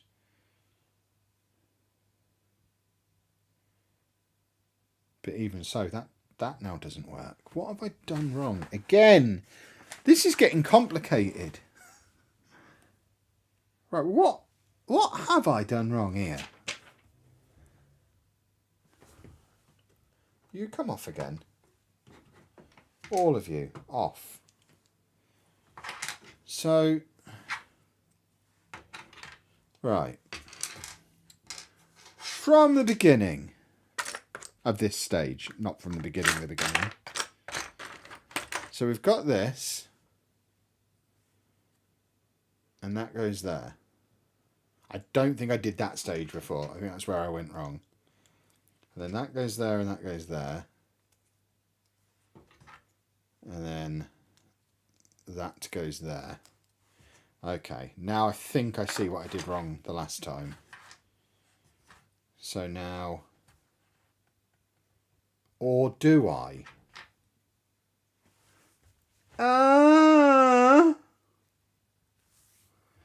We're just in the chat for a minute while I try and work out what's going on. So glad I found your page. I suffer from anxiety and depression, and Lego really does take my mind off things. First, I was embarrassed that I need to buy Lego to escape from the world. No need to be embarrassed. Yeah, buying Lego is great. It makes my brain go quiet. It's great. Is it possible to have another camera angle? Another camera similar to pack openings to see a closer view of the build. I don't think it adds anything. People have asked for that. I'm going to continue resisting it because I don't think it adds anything. I might give in eventually. Don't hold your breath. In all honesty, I don't want to get to the point where people are here, and this is going to sound absurd. We're going way back because I've done something wrong. But I don't want people to be here just to look at the Lego. I'll check, similar to with the Football Manager. We'll check in on the Lego occasionally. I'll show you what's going on with it. I'll keep you up to date with the Lego. But I want you here looking at my face. You're here for me. Not the Lego. So, yeah, at the moment, I'm resisting doing that. We'll see how things develop in time if I decide to give in. Right, we've gone back several steps. I'm going to try and work out what I've done wrong. Also, quick question. Any chance of a Do a Lego shirt?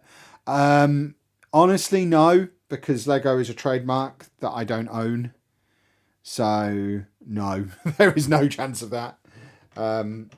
Unless Lego ever want to do a collaboration with me on one. Which, let's face it, seems quite unlikely, doesn't it? So that goes there. Okay. I think I did this stage wrong before. So I already think we're now coming on the right track. I'm not sure what we did wrong, but this already looks different to how it did the first time. I just found your channel. My missus shouted at me not to watch it without her. It's going to be our relaxing bedtime watching. That's awesome. I like that a lot. So what you're telling me is every now and again during the streams, I should just yell, "Wake up!" Right. I don't know what I'm doing wrong. It's ruining me. I might need to get the app out. This will be the first time I've had to resort to the app. Because this next bit doesn't make any sense. Because that bit doesn't fit there. It overhangs, and that seems bonkers that you'd have an overhang.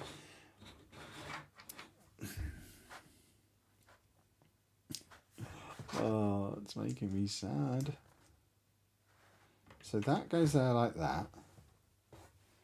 And then this bit goes there. It still looks like the book. It doesn't make sense because we've got that weird overhang that you can see that there. But you can't see that angle on the book. So from here, it looks right. So we'll just carry on as we are. That's why Zed got annoyed with my FM stream. Because Zed doesn't understand how to stream to my audience. He only understands how to stream his loud American way. And that's fine. There's obviously a market for it. He gets loads of viewers. But it's not the kind of content I would enjoy making. It's not the kind of stream I want to be doing.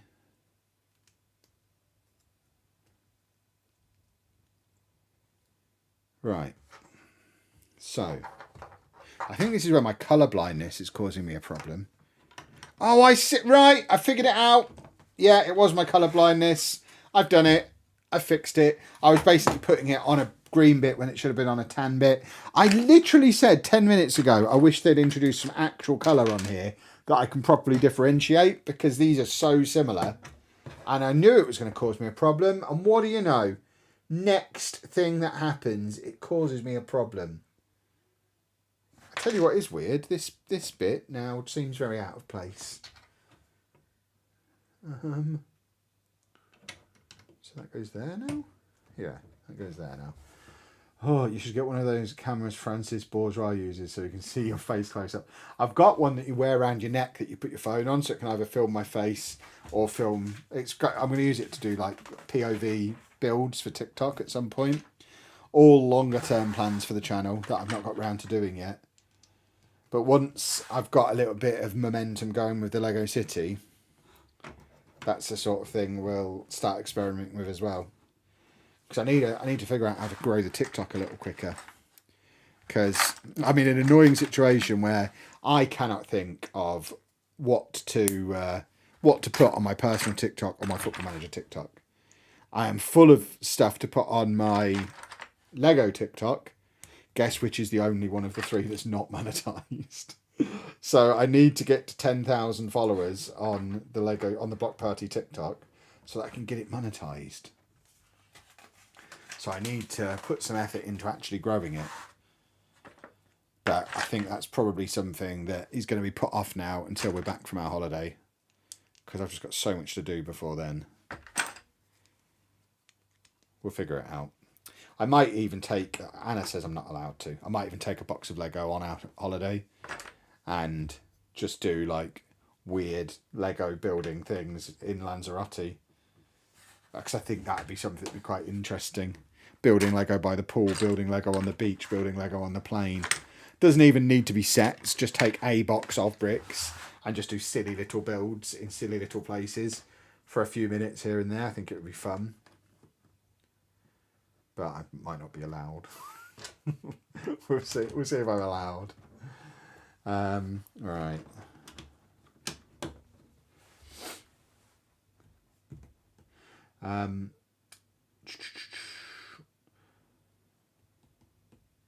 What set are you thinking about building next? Well, I'm already building the Avengers Tower off camera. I'm halfway through doing that. I'll probably do some of that after I finish this stream tonight. I imagine I'll do a few bags of that before I go to bed. So that's the build I'm currently working on. as far as streaming goes, the stream build we're doing next is going to be the Disney Castle. Anna's Disney Castle, so I won't actually be building. I'll be basically doing play-by-play commentary on Anna building, which is going to be a very interesting way for a Lego stream to work. Me commentating on Anna and chatting with you lot while she builds, just as a way of easing her back into streaming after a long time away. And that will probably take us all the way through to our holiday then. And then when we get back, depends what sets are about, I guess. I don't know what will have come out by the time we get back. Anything? We're not interested in getting any Star Wars stuff. I don't know that there's anything else coming out in May that would interest us. I've missed a step here. Again, must stop doing that. I've missed step 95 in its entirety. I've just missed. Just completely gone past it. So let's do that properly. So that goes in there. So yeah, I don't know. We'll have a conversation then about what the next thing that we build is. We're not exactly short of stuff to build, are we? So we might do a little poll when we get back from the holiday, and you lot can tell me what you want to see me build on a stream. We could maybe do one of the modulars. We could maybe do one of the display sets that I've got. I've got quite a few of them. That most of my off-camera building time at the moment is going to be on the city for the foreseeable future. So maybe it would be cool on stream to do something like the NES or the Mighty Bowser. One of those sets that I've got that is just going to sit there unbuilt for a long time otherwise. We're putting a spider on here. But that's going to be like late May anyway. Have I thought about getting those glasses for colourblind people? Not really. I wear normal glasses, so I'm not sure how much help they would be for me, because I would need to wear them over the top of my current glasses or get... I don't know. I don't think colour blindness is much of an issue. I'm 41 years old. I've lived with it all my life. It'd be a bit weird to not have it now, I think. It'd be... I don't know. I don't think I miss out that much from it. I'm happy with all of my little broken bits these days. Just like I wouldn't take a cure for autism. I don't think I need to cure my colour blindness. It's just part of being your old pal Kev. He's got wonky eyes and a wonky brain. Now that could be a t-shirt. No thoughts to doing some of the modulars on stream like the corner garage. I mean, I could, but I'm more likely to just sit and do them.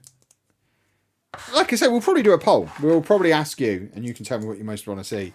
But the modulars, I'm going to be working through and just getting them, because I want to get the city. I want to be able to have some progress to show you every time we do a city update, and not just this is what I'm working on, and particularly in this video. I'd quite like to get into a routine of, so today, and it won't be done Blue Peter style like this, today we're going to be looking at how I build the walls that hide my raised platform. Oh, by the way, here's the 3 new modulars that I've built in the last week. Don't they look great? And I think that would be a fun way to kind of drip them in. But, I mean, we are very early days in the channel. I am going to be open to suggestions, and we'll be making decisions on the fly and changing things constantly. So we'll see, I guess. The only thing I can guarantee at this point, this far in advance, is there are no plans currently in place, and anything I say now could end up very different when the time actually comes. So we'll see. A new Mario set's coming out. It's called King Boo's Haunted Mansion. Yeah, I'm not really into those. Not really into those little Mario sets. It seems bonkers when we've only just got our Lego room our Lego rooms. We've done 2 Lego rooms. So this seems like I've missed a stage again. What the hell? I've missed this step. This is supposed to go in here. 2 bits missing. I really am a plank. Stop missing stages, you idiot. There you go, that goes in there. I can't remember what I was saying now. Oh yeah, display sets. We're already at the point where we're struggling with space, which, like I say, is an insane thing to say when we've just done the Lego rooms, but we're starting to think in terms of space and potentially running out of. So we're going to have to start being quite selective quite soon with what sets we bring into the house. And I don't think we have a place in my collection, for sure, for Mario stuff like that. Whether Anna decides she wants it, that's up to Anna, really. Anna can get what Anna wants to get. Okay. Is that right? Should that be higher than everything else? I think it should. So we've got this little room that we've been building up. And you can see we've got a little bit of a staircase that's forming around this side now. And then we've got lots of these weird little uneven bits and gaps, which I imagine is to make it look like rock. Like it's been carved out of rock rather than being brick built. But, oh, it pickles my pickle. It makes me think I've made mistakes, but I think it's all exactly as it should be. This is just a big finger hole as well, so I imagine something's going in there. Although that might be, depending on which way round this goes, that might be where the staircase comes up from the floor below, maybe. Who knows? I don't know why this is here. Yes, I do. I can see exactly where that's supposed to be. Whenever there's a big piece left, you can guarantee I've missed where it was supposed to go. But I've managed to spot that one and get that in the correct spot. I think we've got everything on here that's supposed to be on here in its right places now. So we're on to bag 21. A live build with the Bristol Street Motors trophy is definitely a way forward. I'd love to be able to start doing clever stuff like that. Are you aware of the Lego football? Hold on. The stupid heart's in the way again. The Lego football. I don't know what the next one is. The Lego football something that... there you go. The chat moved on. The Lego football kit that exists. Saw it in TK Maxx a while ago. I'm not aware of that. Did I get the table football set yet? No. I saw it yesterday in Coventry. But again, it goes into the same category as the Mario stuff. Display sets are always going to be a tougher sell for me than stuff for the city. I don't have much display space. I've got a shelf that goes across there, which is already half full. I've got a shelf above me that's currently full with Gotham City. And I've got a Billy bookcase at the end of the room, which is currently full of unbuilt Lego, but obviously will all get built. So I will have a Billy bookcase free. And then I've got the Billy bookcase free in my office. It's not a huge amount of display space. And I've already got a lot of display sets to build. So just thinking off the top of my head, I can't see them because they're all under the table. But we've got the Tumbler, the Mighty Bowser, the NES, I've got the Viking Village thing. I got the Eldorado Fortress. I want the medieval thing, but I haven't got it yet. I've got some more of the art sets, but they'll go on the walls. There is more display stuff. I've got the Optimus Prime. The Captain America shield. Too much stuff. I actually think if we never bought any Lego again, we could comfortably fill both the rooms that we've got set aside for Lego. So we're going to start getting to a point, I would say by the end of this year, we'll reach a point where... I mean, I had Lego as a kid. I know how this works. We'll reach a point where we're going to have to start breaking down some of the sets and just putting them in the storage drawers. So we'll get to the point where every new set then has to be better than something that's currently on display, because in order for it to go on display, something else has to come off display. And that's just another fun stage of Lego, because once you get to that stage, that's when theoretically,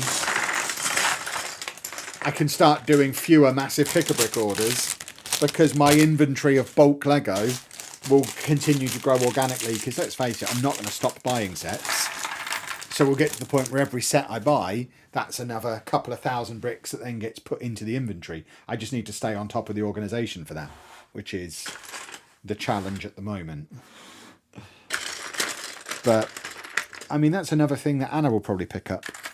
The organisation of the Lego. That's an example of something longer term that I'm probably not going to have time to do a huge amount of. But Anna has time. I haven't had this conversation with her yet.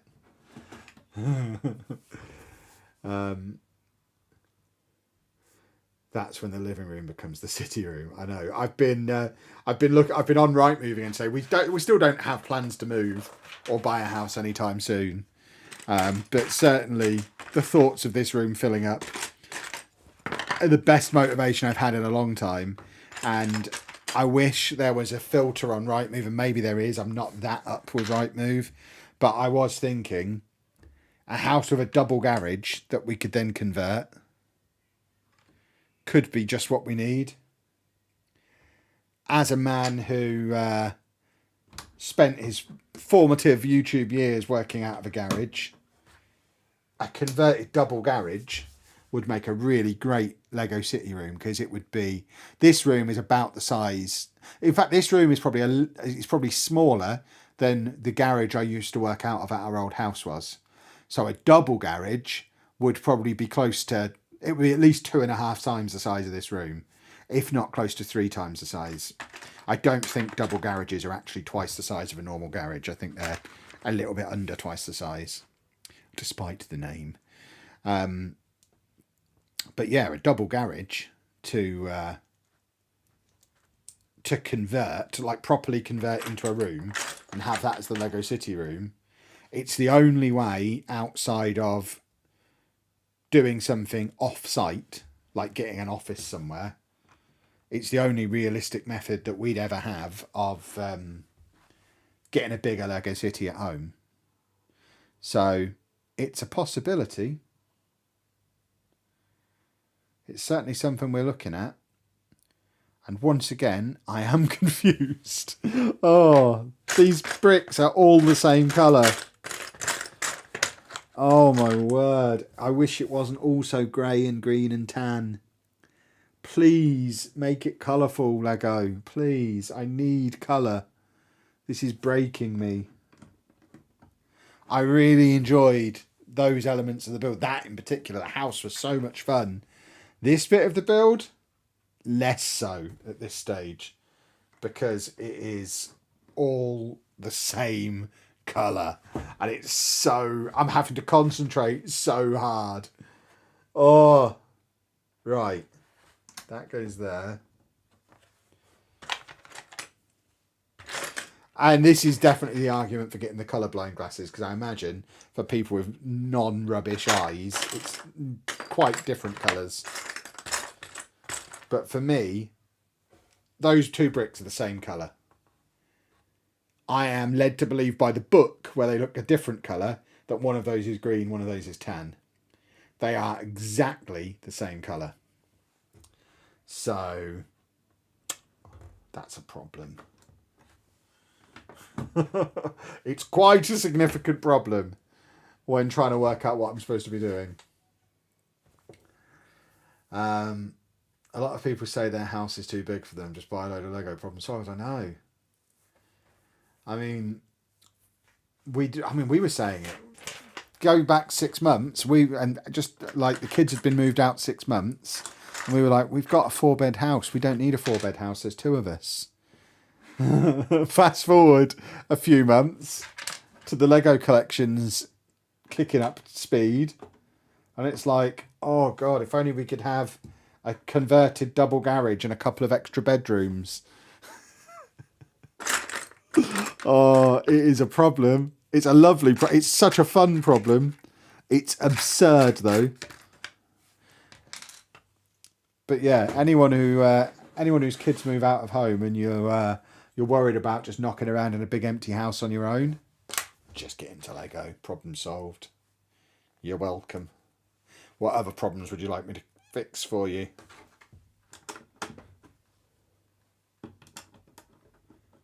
The Eldorado Fortress looks mega. I had the original one as a kid and still had the base plate. Yeah, exactly. That's what, because that arrived today and Anna was like, why have you bought that? And I said, because I had it as a kid. That's why. I have nowhere to put it, but I had this as a kid. So I had to, it was so nostalgic as well. The box as well. The box just looks like the old school Lego boxes. I didn't have a lot of Lego sets as a kid.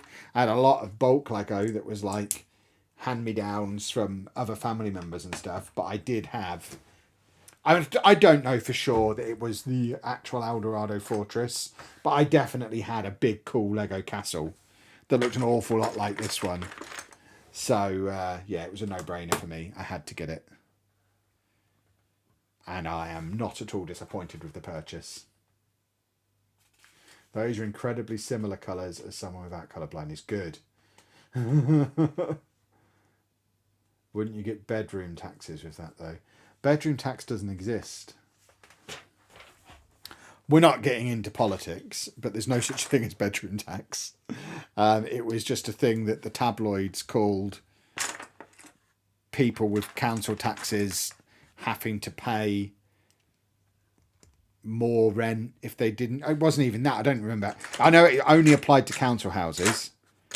And I think you just got, wasn't it that you got less housing benefit if you weren't using your whole house or something along those lines? I might be massively oversimplifying it because it never applied to me. I never really looked into it, but I'm fairly confident that bedroom tax doesn't exist. It certainly doesn't exist for people who own a house or privately rent. It's never been a thing. We live in a 4-bedroom house. It used to have people sleeping in all of the bedrooms of it. It now has people sleeping in one of the bedrooms of it. We don't pay any more money now than we did then. But yeah, bedroom tax is just one of those things that the media like to use to scare you with by pretending that it exists and is a real thing. I can't find the brick I'm looking for. There it is. Similar to the this thing that's all over the media at the moment about needing to be able to prove you've got X amount of money to get into Spain, because we're going to Lanzarote in 3 weeks, and all the headlines are like, you must prove you've got like €100 a day in your bank or something to be able to get into the country, which is the headline that all the newspapers have been running with. And I was like, okay, I've learned over the years to pay no attention to headlines. Let's go and actually look at the actual facts. And the actual facts of the situation are, this isn't new. It's been the case for years. And it's only if they ask. And they very rarely ask. And it's not just for British people. It's for anyone who's not in the EU. It all stems back from Brexit. And it's like, well, yeah. Now I've seen that, it makes perfect sense. And they're not going to ask you to bring bank statements with you or anything bananas like that. If you just show them that you've got a credit card with you, I think it's like 3% of people have ever been asked, and every single one of them was like, I just showed them my credit card and they were fine.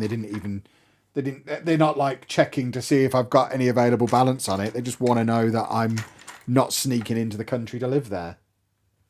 If you're arriving on like we are, arriving on a TUI flight to do an all-inclusive package holiday, I don't think they're going to be checking us. And if they do, I'll just wave my credit card around and it will be fine.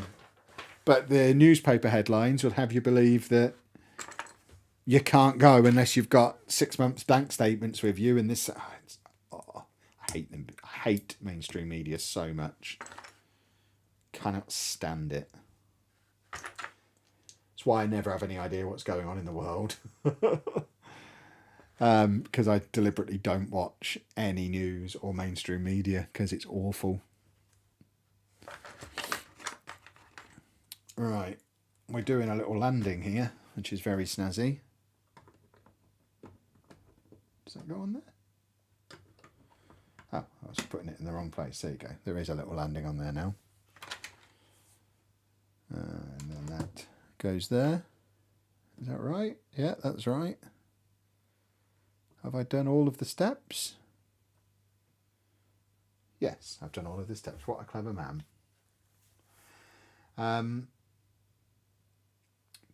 I've got a problem to fix. How to get the kids to move in the first place. I need this room for Lego. Just treat them really badly. That is not what we did. Just start charging them an exorbitant amount of rent. That's also not what we did. Yeah, you just kind of... They go when they're ready to go, don't they? We're just lucky. The owls all went quite young. And then we very quickly filled up their rooms to make sure they couldn't come back. What a monster. What a monster. Could you have a garden studio for FM exclusive than the current office for Lego streams, which leaves more room in the Lego City room? I mean, I could, but I don't think I'd want to. I think at this point, if I ever move the Football Manager stuff out of the room that it's in now downstairs, I think that's probably the time we are moving house. I think that's when that happens. I don't imagine it's ever going to be anywhere else while we're still living here. Because I've got a nice little setup going on down there now. I'm very happy in that little room. And don't plan on leaving it. Because it's a lot of faff. A lot of faff. Doesn't every country do that as well, if you're asked? Yes. You're definitely getting checked and being sold 3 elephant bracelets. Yeah. They're nice bracelets. I don't mind them. Love me an elephant bracelet. We went to a restaurant later that day and the guy was like, if you keep that on, they're going to know that you're... they're going to know that you're a mark. You're just encouraging them to do it to you again. And my response was... Well, the 2 people who tried to do it since, I've just waved the bracelet and said, this guy took all my money. And they were like, they've just moved on immediately. So I was using it as a way of showing that I didn't have anything left to give them. This guy had it all. This guy took everything. So, yeah, I don't mind it. Like I said in the video that came out today, we got 3 bracelets. I only had €7 on me. Poor guy was so disappointed. But I don't carry cash. He's lucky I had any euros. Bit of a risk on his part putting it on my wrist as a man who doesn't carry cash normally. I just happened to have €7 knocking around in my bag from a previous trip. But I didn't take any cash with me into Italy because I don't carry cash. Do my kids watch any of my content like the Lego streams or holiday vlogs? I don't know. I've not asked them. I know they have. I know Lucy's turned up in the stream from time to time. Not these streams, but the on the Twitch streams she'll occasionally turn up. And I'll get a text from her saying that she's watching or something like that. But not habitually. No.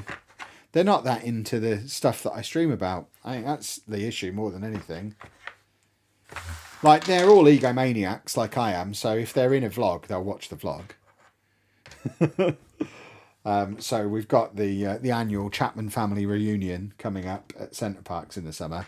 So that'll be a little video series, and you can guarantee they'll all watch all of them to make sure that their hair was right or whatever faff is going on. But yeah, they're just not that. I mean, they've grown up around it. It's just complete normality to them because I've been doing it so long. They're just like, yeah, it's just how it is. It's what Dad does.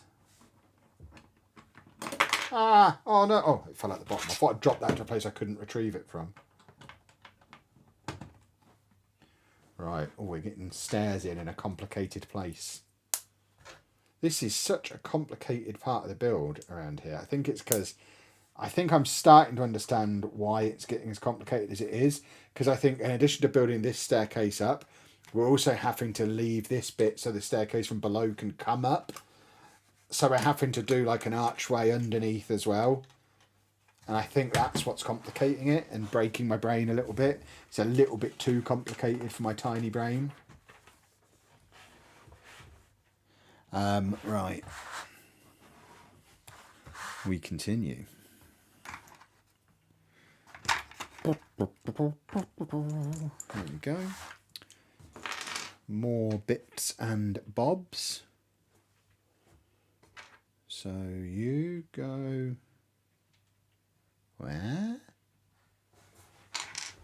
It keeps breaking my brain. It keeps breaking my brain. Right, you go there. And you go there. And then you go there. This is so much more complicated than the Daily Bugle, the Avengers Tower, that I've also been building over the last few days, because they're basically just tall buildings that are made mostly of windows. This is so much more complicated than that, because it's all medieval and intricate and twisty and turny and rock and stuff.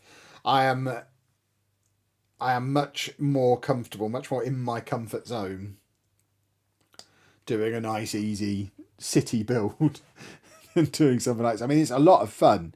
It is good to have something different to be doing, but my goodness me, does it break my brain on occasions. Right, so we need that piece, and that piece, and that piece, and that piece. And where do these all go? Right, so you go there. So again, complicated stuff, trying to get to the point where this floor can support another floor above it, even though half of it is staircase. So we're trying to build out a little bit of a platform, presumably for another floor that's going to be in there. Because this is going to come up as a tower. I think this is the tower that's emerging. I think the tower's on this side. What's been best Lego set what's been the last? Oh, the best Lego store. That stupid heart that YouTube put on the screen. It means I can't see half of the most recent comment every time. The best Lego store I've been to since starting the channel, so we're not counting Leicester Square, because I've not been there since starting the channel.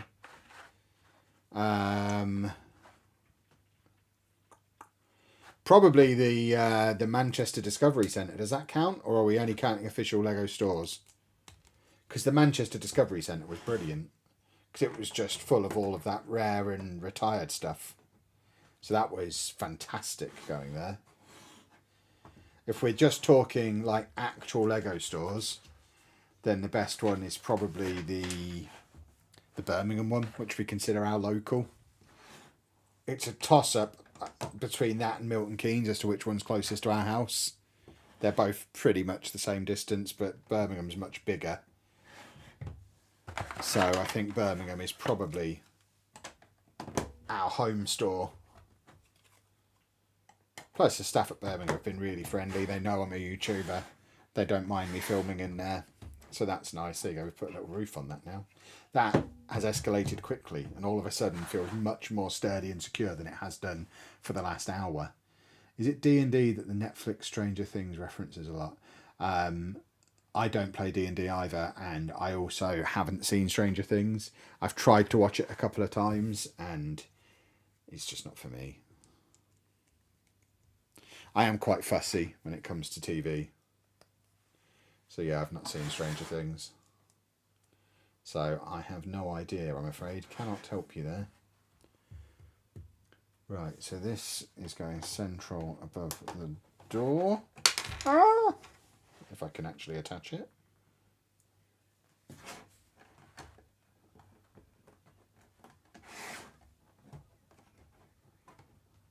So that goes there. And then we need a little wang jangler. 2 of these, in fact, to go either side of it. So that one goes there. Oh, this is a cool effect. I like this a lot. I'm going to show you this little doorway in a second. This looks awesome. So simple, this door. But just the whole effect of the door and the little bit above the doorway, I think is really cool. That's kind of emerged from nowhere as well. There's a lot of doors in this build. Doors everywhere. And that is the end of that bag. We move on to bag 22.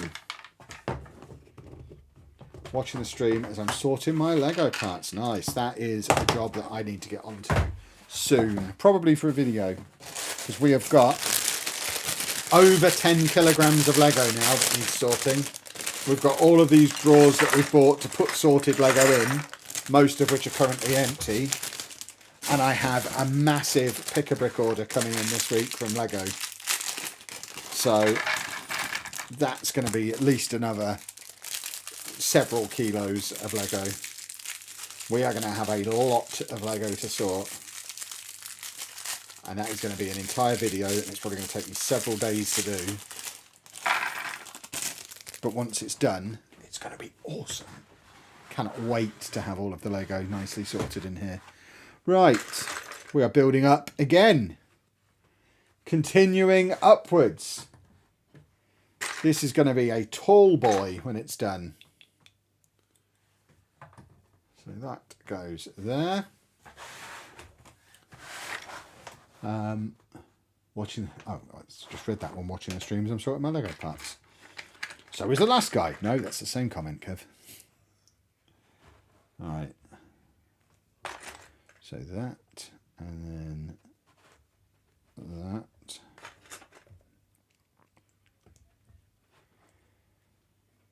Right, this is, we are going up and fast now. We're flying upwards. Actually, this is just going in front. I thought this was going to go on top of the ones we just did. It's actually just going next to it. Why? I've put too many green ones on there. Should only be 2 green ones. There we go.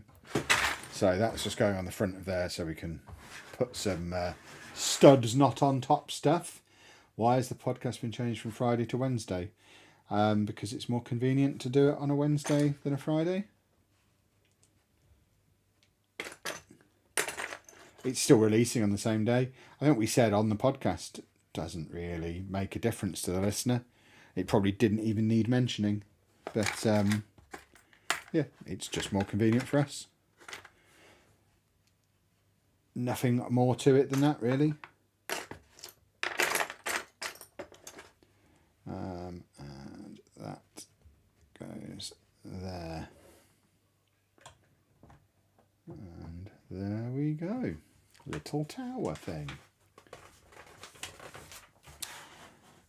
Yeah, it's quite nice actually. Having streamed all week for several years. Pretty much I started streaming really regularly again during the first lockdown. And I've pretty much streamed Sunday to Thursday. With very few exceptions. When I'm at home, I've pretty much streamed all those nights. For, what's that, 4 years now? 3 years? 4 years? It's quite nice to have a midweek break where we do the podcast. Because the podcast in my brain still feels like the weekend. So to have weekend on a Wednesday breaks the week up nicely. I'm quite enjoying it. I realise it won't be long until it just feels like Wednesday because I'll get used to doing it on Wednesday. But at the moment, the novelty is making my brain feel like I'm only working 2 or 3 day weeks, which is quite fun. Right, so where's this piece go? This piece goes there. And then we build another exactly like that next to it. No. I saw Stuntpeg got to do a whole behind the scenes at Wembley for the league trophy. Weren't you going to do a vlog? Or didn't my management team get it sorted? I mean, I wouldn't have been able to do what she did. Has she done a video from there as well? Because she was on the big screen before the match doing a bit of presenting as well. She did like a little bit of a video thing for it. But obviously she could do that because she was a neutral. So there's no way I could have done that. And ultimately she's much bigger than I am anyway. So if she was in for it, I was never going to get it. We did ask. We just never heard back from them. We don't have any contacts at Bristol Street Motors or the EFL. So I mean, we put in a request. We never heard back. We didn't nag. We weren't that desperate. I was quite happy to sit with my dad and my brother. I certainly wouldn't have wanted to work that day. I would have taken a hospitality seat and done a bit of a match day vlog, but I wasn't up for like doing a proper day's work there. I was there to enjoy Posh at Wembley. So yeah. Sheepdog and his hairy shoulders becomes a werewolf on Fridays. Was easier to record on a Wednesday. Yeah, exactly. Exactly. No, I mean, if you really need to know, if we hadn't have moved it, wouldn't have been on for a month because I was so busy on Fridays. I think I missed 2 in a row and realised that if we carried on doing it on Fridays, I was going to miss the next 2 as well. And I just said to him, look, if I'm going to miss a month, and it's not going to be the only time this year I'm going to miss that many in a row, it's getting hard for me to be here on Fridays because I've got so much stuff on at weekends. It might be time for me to stop. And rather than me stopping, we moved the day so that I didn't miss it as often, which works for me. I've been doing it for so long, I wouldn't want to stop doing it now. But at the same time, I didn't want to feel like I was a liability for never being available for it. And Sheepdog had missed loads as well. Sheepdog had been missing loads of Fridays. Friday is an awkward night to commit to. I mean, the reason it was Friday originally is because at the time we all had full-time jobs. So Friday was like the end of the week, let's do the podcast. But now, we don't. And we have stuff that's going on at the weekends, probably more than the week. If I'm having to be somewhere for work, that's much more likely to be on a weekend than it is on a weekday now. It's kind of reversed from where it was when we started the podcast all those years ago. All right, we're doing some fun with lights again. Just got here. How was your weekend? Very good, thank you. Had a lovely trip to a brick convention and spent the rest of the time sat at home building Marvel modulars. So I've had a lovely weekend. Enjoyed that so much that I think once we're done streaming tonight, I'm going to carry on with my Avengers Tower, which I am having a lot of fun with. I finished the first book last night, so if anyone's built the Avengers Tower, I think that makes me about a third of the way through. And would like to get it done in full before the next Lego City update that we do, so that I have the whole Marvel end of the city done. That is easier said than done. Put the wrong piece on there. That's easier said than done because we might be getting the order tomorrow, in which case we might be doing that video sooner than later. But I've got the bugle done, so it already looks pretty cool, that, and I'm looking at it now. I'm so happy with it. I'm so glad I went with the Marvel stuff first. The Marvel stuff's the stuff I bought first. It was the stuff I was originally most interested in. The reason I decided to do a Lego City is because I bought the Sanctum, built it, had so much fun building it that I knew I had to build all the other modular buildings. And if I was going to get loads of modular buildings, well then, of course, I might as well do a Lego City. But it all stems from the Marvel stuff. And building the bugle did not disappoint. I had so much fun with that over the weekend.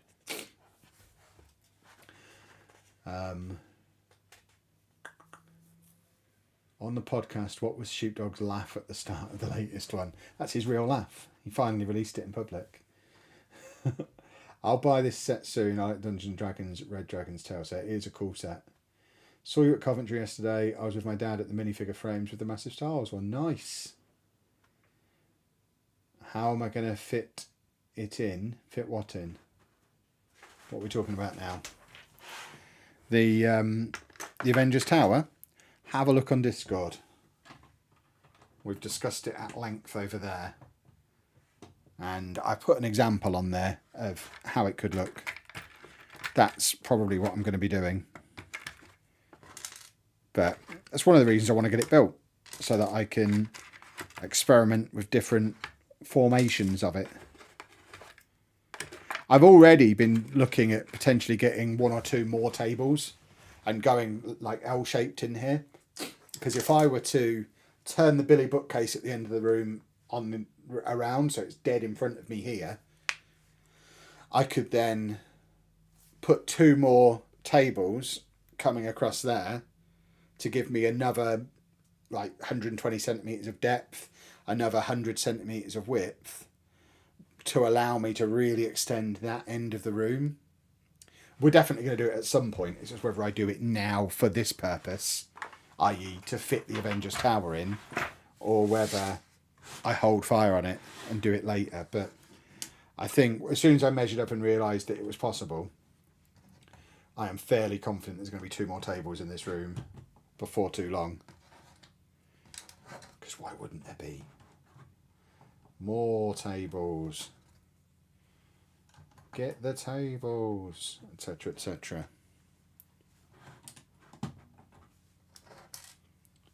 Because, I mean, it's the Lego City room after all. We don't need display space in here. We need space for Lego City stuff. That's all that matters.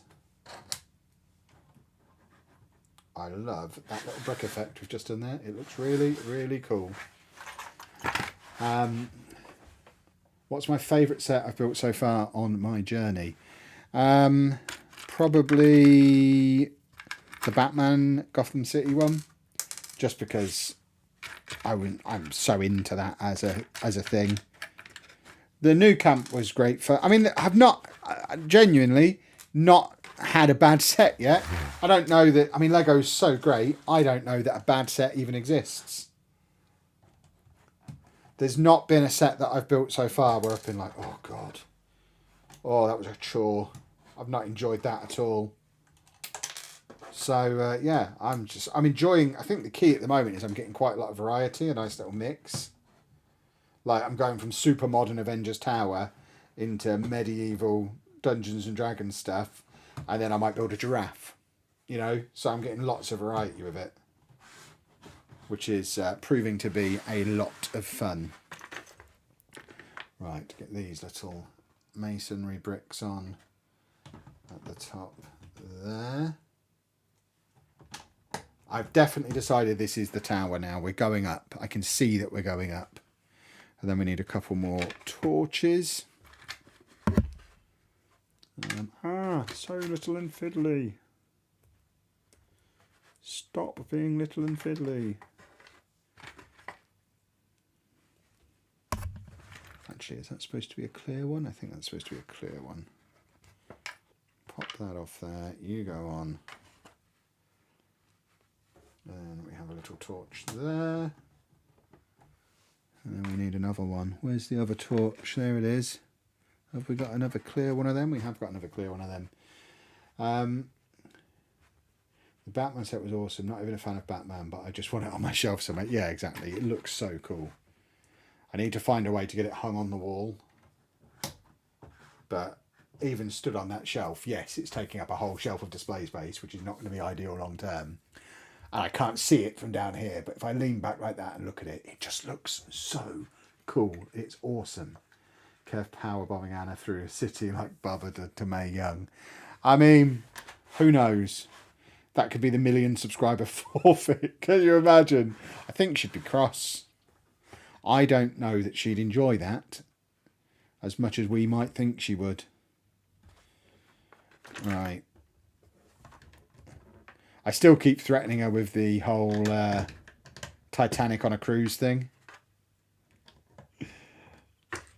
If you haven't been in the previous streams, I have, and I'll emphasise jokingly, I have jokingly threatened that we've got a cruise booked next year, a 2-week or a 10-day cruise, 11-day cruise to Norway, up into the Arctic Circle to see the Northern Lights. So we've got that cruise booked for next year, and I have jokingly said that if we've hit 100,000 subscribers on the channel before we go, I'll buy the Titanic set and we'll build it on the cruise ship during that 2 weeks or nearly 2 weeks that we're away. And Anna's been like, absolutely not. I keep bringing it up. I suspect it's never going to be an issue because I think it's very unlikely we'll have 100,000 subscribers by next April. But if we start to get close, it's a conversation we'll have to start having a little bit more seriously. Seeing if I can get away with it. I don't think I'll be able to get away with it. But goodness me, it'll be fun. But I would like it on record now. That is absolutely not a promise. That is a wouldn't it be funny if situation at the moment. We've got another little sparkly diamond that we're hiding somewhere. This time a green one. So it's an emerald, not a diamond. I learnt that from Minecraft. So that's hiding behind the little doorway thing that we put in there before. And now, once again, we are covering with loot, the way we keep doing. We're all about covering with loot. We're looking for a coin. Is there a coin in here somewhere? Here, Mr. Coin. There's a note, but I need a coin. Ah, the coin's in with the note. Lovely. What made me want a train for the Lego City? Being a 9-year-old. I will bounce that question back with a question. Who on earth would build a Lego City and not put a train in it? What are you even doing with your life? Of course you got to have a train. It's the law that you got to have a train. Trains are great.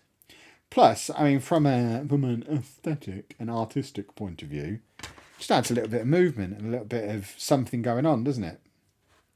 It's the same reason I wanted the motorised lighthouse and the roller coaster and the Ferris wheel, and I want all these things that have movement. I want movement and light. I want it to feel like it's alive. I don't want it to just look like a load of Lego models. I want it to look like a city that is alive and there's things going on. So it's going to be rammed full of minifigs and vehicles and movement and lighting. It won't necessarily be like that straight away, because that kind of thing takes a lot of time and a lot of money to get fully up and running. But I want it to feel like a living and breathing city, just on a small scale. I don't want it to look like a toy room, if that makes sense. I know what I mean when I say that. And I think having trains, it's why I've bought the light sensor, not the light, the colour sensor thing. Because I don't want the train just to go around the track. I want it to go around and I want it to stop at the station and I want it to wait there and let passengers get on and off. And then I want it to start again. And then when it comes back around to the station again, I want it to stop again. I might want it to stop in the tunnel for a minute or two, maybe. I don't want it running constantly. I just want it to come round and go to the station sometimes.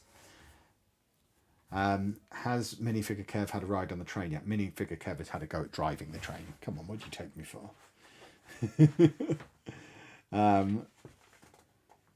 Planning on building any of my own mocks to put in the city. Eventually. I've not got the skills to do it yet, but I'm going to ease myself into it gently. My plan basically is I'm going to start off with the modulars, and then I'm going to start to branch out into some of the rebrickable mods of existing sets. And then once I've done enough of that to start feeling brave, then I might have a crack at doing some of my own stuff. I mean, that being said, there is going to be stuff that is my own creations. Things like the road layout, the retaining walls, I used the word earlier, now I can't, the facades that are going to be along the back. So there is going to be stuff that I'm just going to have to come up with myself, because it's stuff that isn't really, I mean, it's stuff that I need because of the nature of how my city is. There won't necessarily be loads of big mock mods, big mock modulars that I've made, because I don't know that I'm going to have space for much beyond the official modulars anyway. And I've got a few rebrickables that I really, really want to do. Like I want a Lego store, for example. So I'm going to do a Lego store rebrickable. I want the Sesame Street house that I bought yesterday. I want that as a modular. So I'm going to do the rebrickable for that. But we've not got infinite space in here to, like, it's never going to be one of those cities that has 30 buildings in it, because I don't have space for 30 buildings. Even if I put the extra tables in, I don't have that amount of space. Going to trawl the local charity shops to see what Lego is available. Be interesting to see if there's anything in them. I mean, not a bad shout. Not a bad shout at all. Was the train station at the convention an act or a set, or was it one that someone had created themselves? Someone had created themselves. It was so cool though, wasn't it? Has Anna come around that it's also her Lego City as well as... I mean, she still refers to it as mine. I think I'll hook her in with something really cool at some point. I don't know what that cool thing will be. But I am convinced that before the year is out, Anna will be building in this city. I just don't know what it is specifically that will convince her to get involved. Time will tell. But like there's stuff that I've got down here that she wants. I'm like, well, come and build it with me then. You don't. I mean, she's gonna. I imagine the time she starts to come in here is when she runs out of display space in her room, because I think she's going to have a much harder time with breaking sets down than I'm going to. And there you go. We've got a little interior for that. How are we doing for time? Cool, blimey! Doesn't time fly when you're having a delightful time? I thought it was like 8 o'clock. We've got at least one more bag in this though. I'd like to get to the end of this book, because then we just leave the final book for the final stream, and I think that makes sense. Hold on, have we got a new bag? Oh, we have got a new bag. Bag 23. There's not even that many bags left. I don't know how we've got one more instruction manual after this one. There's like 5 more bags left in there. Have I lost a bunch of bags somehow? I don't understand. Alright, 23. Good morning from Australia. Just wanted to say I love seeing you go shopping. I love to see parts of the country. That's awesome. Check out my travel blog channel as well then. Kevin Chapman on YouTube. But no, that's really cool. If they ever make a Fallout set, it will be Anna City. Well, now you bring Fallout up. Anna has the instructions for a red rocket. Is that what it is? The petrol station thing.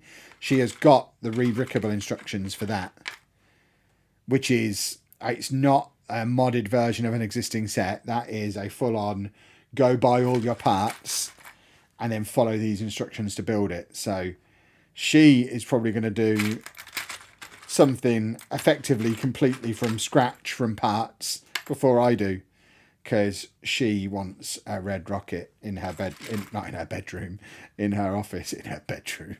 Yeah, we're 9-year-olds. We sleep in our Lego rooms. What of it? I have a bed underneath the Lego City. That's why I never show you what's under there.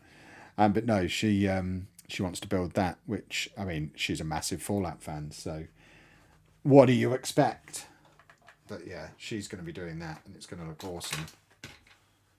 Which reminds me, we still haven't watched the 4th episode of the show yet. We started watching it last week. A little bit of green now.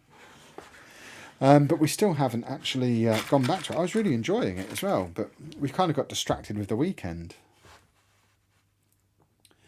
I'm just watching Fallout on Prime. Yeah, we've, like I say, we enjoyed what we've seen so far, but have got so far and then not watched any more. And she's not even mentioned it, I suspect. And she was a bit like this with Fallout 76 when that came out, because she didn't really like it. And she was really excited about it for ages, and then was really disappointed with it when it came. And she played it once, and then she didn't play it again for months and months and months. She did eventually put some time into it, but she was so disappointed with it when it came out, because it wasn't what she was hoping for. And part of me wonders if she just didn't really like it and it wasn't what she was hoping for, because she is a Fallout super fan. So although it's a good show, it might not be the perfect thing. It might not be everything she dreamt of, and she builds these things up really high in her head. She's like it with a lot of new release games. She gets herself, the games she's most hyped for are usually the ones she'll play for half an hour then uninstall, because it didn't reach the levels of hype that she'd built it up to be. And I wonder if there's a little bit of that going on with the Fallout TV show. We shall see. Good news, Kev, I'm getting actual Lego ads when I watch your channel. That's a good sign, I guess. How long have you wanted to start a Lego channel and make a city? Not very long. I pretty much wanted to do it and then the next day did it. I'm not one for procrastinating on stuff like this.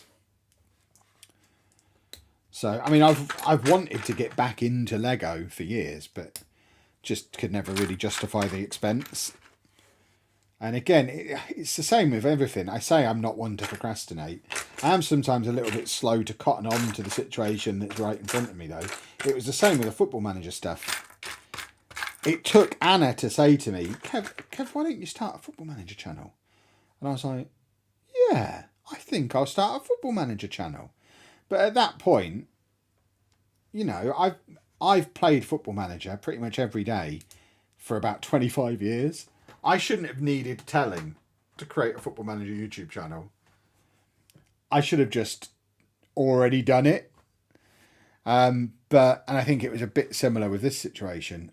For years, I've wanted to get back into Lego. I loved Lego as a kid. Couldn't afford it. I've told this story so many times now. I need to have it printed on a t-shirt. I was really into Lego as a kid. Couldn't afford it as an adult. And then had been looking for ways to get back into it and kind of justified doing it. And it took me far longer than it should have as a full-time content creator to be like, why don't I do content? Probably should have come to that conclusion. I mean, 2 years ago, we didn't have the room. That was the other thing holding us back. We didn't have the money for years. And then even when it got to the point where we probably could have afforded Lego, we didn't have the space to put it in the house. But the kids moved out a while ago now. We had a year of this house just basically being empty. Where we definitely could have started this a year ago. And it just, like I say, sometimes takes me a little bit longer than it should to connect the dots on a situation. Even though I consider myself pretty smart about most things, sometimes I can be pretty thick. And that was a good example of it. Because we could be a year in at this point. I'm not really sure what we've done there. That's a bit weird looking, but that is how it looks in the book. This bit here. Very odd. Will that get streamed? What, the Fallout thing? I mean, it's going to take months to get all the parts together. So, we'll see, I guess. No commitment one way or the other. We'll see. Right. What's my take on the Universal Park being built in the UK? I'm excited. I think it'll be awesome. Out of interest, are you asking me that because you know I like theme parks? Or just because you can see I'm a nerd? I don't know how far back in Kev lore you go, because I've made loads of theme park content in the past. So are you asking because you know that? Or is it just assumed that the old guy sat playing with toys probably likes roller coasters too? And I don't mean that in like an aggressive way or anything like that. I'm genuinely interested why you're asking. Right, we've got to do 2 of those. Okay, we can do 2 of those. A rebrickable Codsworth from Fallout would melt her heart. Yeah, I mean, she bought... Bearing in mind she's not into Star Wars at all, she bought BD1 at the weekend. I mean, to be fair, she does enjoy the Star Wars games, and I have since learned that BD1 is only from the games. He's never been in the movies, so it's very much... It's on the cusps of being our first Star Wars set, because she bought it because he's a character in a game that she really enjoys. So I would imagine the real Star Wars purists would be like, that doesn't even really count. He's bad. Is he even canon? I don't, again, not into Star Wars, don't know the rules of the canon. Are the games even canon? Probably not. I feel like they're probably not. So he probably doesn't even count. We talk about it in Twitch for just under a week. What? I think we've got cross conversations going on. My 40-year-old pair trip collapsed pear tree. I'm thinking that. There you go, pear tree. My 40-plus-year-old pear tree collapsed due to strong winds. So, oh wow, that is such a shame. I'd love to have a pear tree. That is not good. But I mean, the weather's been bizarre today in the UK. Anyone who's watching from outside of the UK, our weather's been bonkers today. It's gone from bright sunshine to swirling hail. I actually had to shut my office window today when I was making videos. Bearing in mind my window is like a metre to my right, and it's one of those that opens like that. So it's only this bit that's underneath that was open. And I had to shut the window because I was getting hailed on, sat at my desk. So it was swirling around and coming up under the window and into my office. I've never seen weather like it. It was mad. And it was like a tropical storm. It was going from that to nothing and bright sunshine in seconds. It was like being in an episode of Lost. It was madness. I know you like theme parks. I've watched for years. There we go. That's all right then. Won't the launch period for FM be a struggle trying to get content for this channel? Yes. Which is why Anna will do a lot of the content at that point. And we'll bank some stuff in advance. I mean, we talked about that a lot earlier in the stream, so I don't want to get bogged down in it again. But a lot depends on how this channel is doing when we get to that period. This channel has had the best first month I've ever had on any YouTube channel ever. If it continues to grow at the rate it's currently growing, oh sugar, then it could be competing with the Football Manager channel for views by the time that comes around. In which case, I won't have to go at the Football Manager launch as hard as I normally do, because it won't be as essential to the business that I work every hour under the sun during the launch period, which would be a nice little change. But in the more likely scenario of it's doing fine but not to that level, then yeah, Anna will have to do a lot of it and keep the channel ticking over for a little while. It's one of the reasons why Anna was always designed to be heavily involved in the channel from the beginning. This has never been my channel. Her face has been on the thumbnail, on the channel avatar from the start, and that's by design. I don't want it to be a surprise if we get if we have a couple of months later in the year where I'm not about as much and it's more Anna than me. But that's 6 months away. It's not 6 months away at all, is it? How far away is it now? What are we? April? It's like 4 or 5 months away. It's not something we need to worry about yet. It'll be fine. Other than Lego and football, do I have any other things I'm into massively? Yeah, I'm a nerd. I've got a huge comic book collection. I'm massively into wrestling. I've got a big collection of wrestling figures. Love my wrestling. Pokemon. I'm a big Pokemon Go player. I love the Pokemon video games. I've got a huge Pokemon card collection. Pretty much if you can collect it and it's expensive, I'm probably into it. I've just got myself the Euro 2024 sticker album. I haven't got any stickers for it yet, but I will be partaking. I think they're my main things.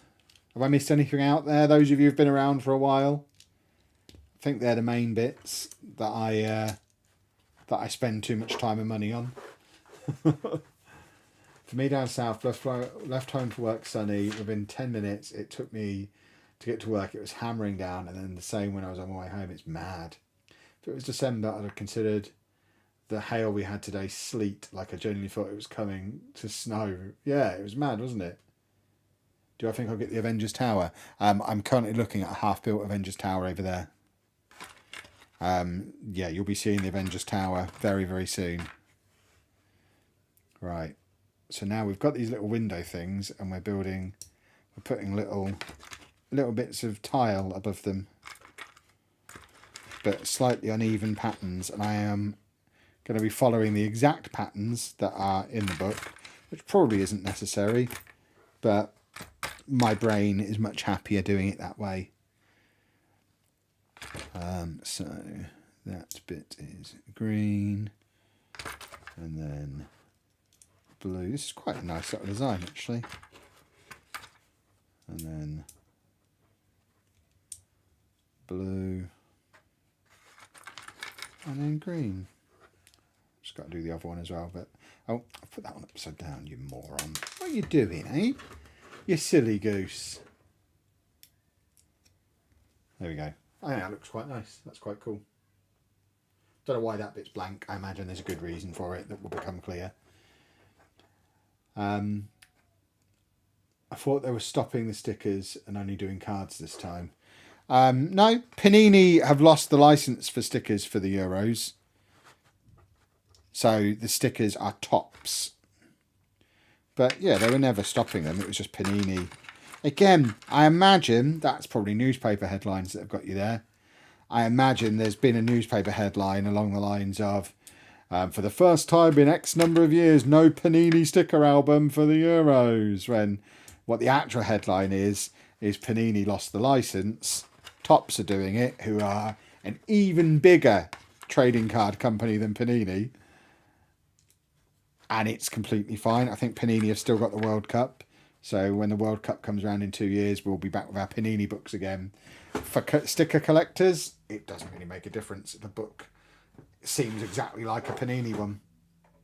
There's no difference. And it's fine.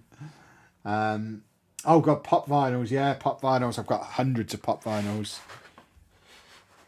For a lot of the same pop culture properties that I'm now buying all the Lego for as well. Like, I've got so many Marvel pop vinyls, just superheroes in general, and now I'm buying all the same stuff as Lego.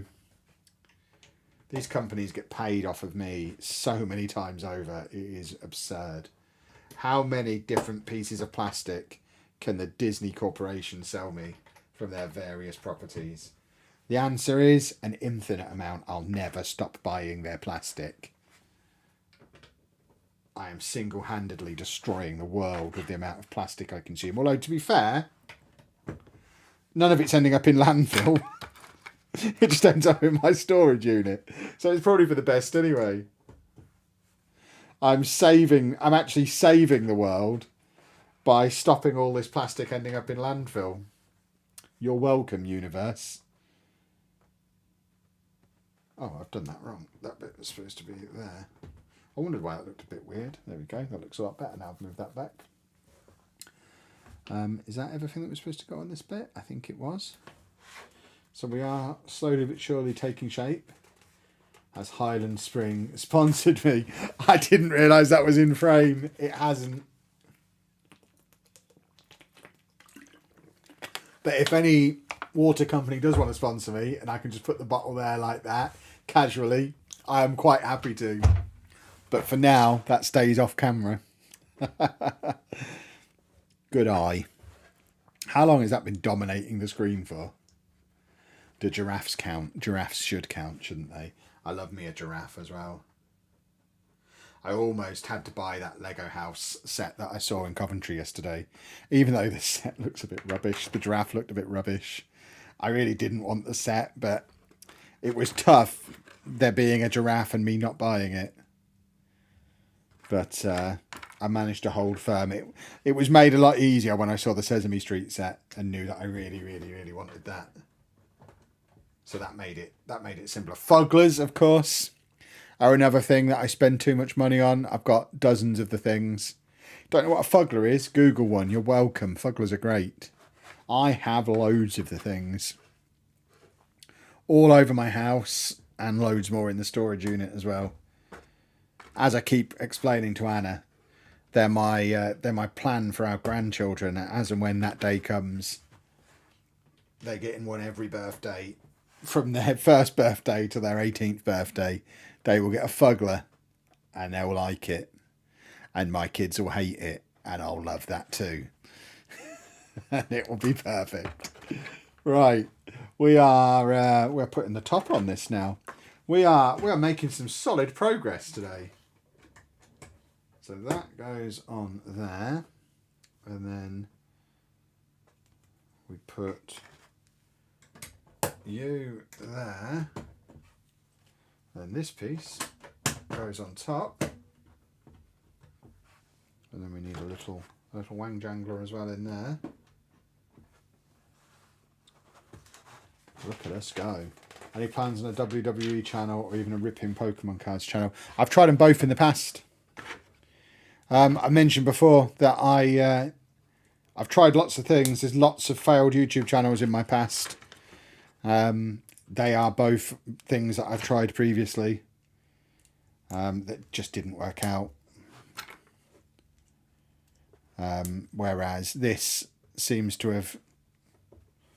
I mean, this has been immediately much more successful than either of those were for me. So I don't know if I just suit Lego better or if Lego... I find it hard to believe Lego is that much more popular than Pokemon, for example. Maybe wrestling I'd accept. But Pokemon, I find it hard to believe Lego's bigger than Pokemon. I would say they're both just massive. Not necessarily, obviously, one bigger than the other, I don't think. Where does this go? What am I... Oh, we're going around here like this. What was I saying? Forgotten. Oh, yeah. I don't know what it is particularly. It could just be that I'm more experienced at content creation now and I'm just better at doing it now. That I mean, the Pokemon one, we were in this house. That was probably 2 years ago now. 3 years ago, we tried Pokemon. We did it solidly for a good 3 or 4 months. Just got nowhere with it. And the wrestling one was a long time ago. That we were still in the old house when I was. We have got a missing piece now. I've obviously used the wrong piece. I need a little one of those little stud things, which I've obviously used somewhere else, probably on a flower when I shouldn't have done because of my stupid colour blindness. But we can just put a replacement one in out of here. If I can get hold of one. I saw it and it wriggled away from me. You little turd. You could have been part of a build there. You just missed your big opportunity. Come on. I've got so many of these. I know this is full of them. But they just wriggle down to the bottom because they're so small. There's one. Ah! Oh, this is annoying. I'm going to have to empty this out.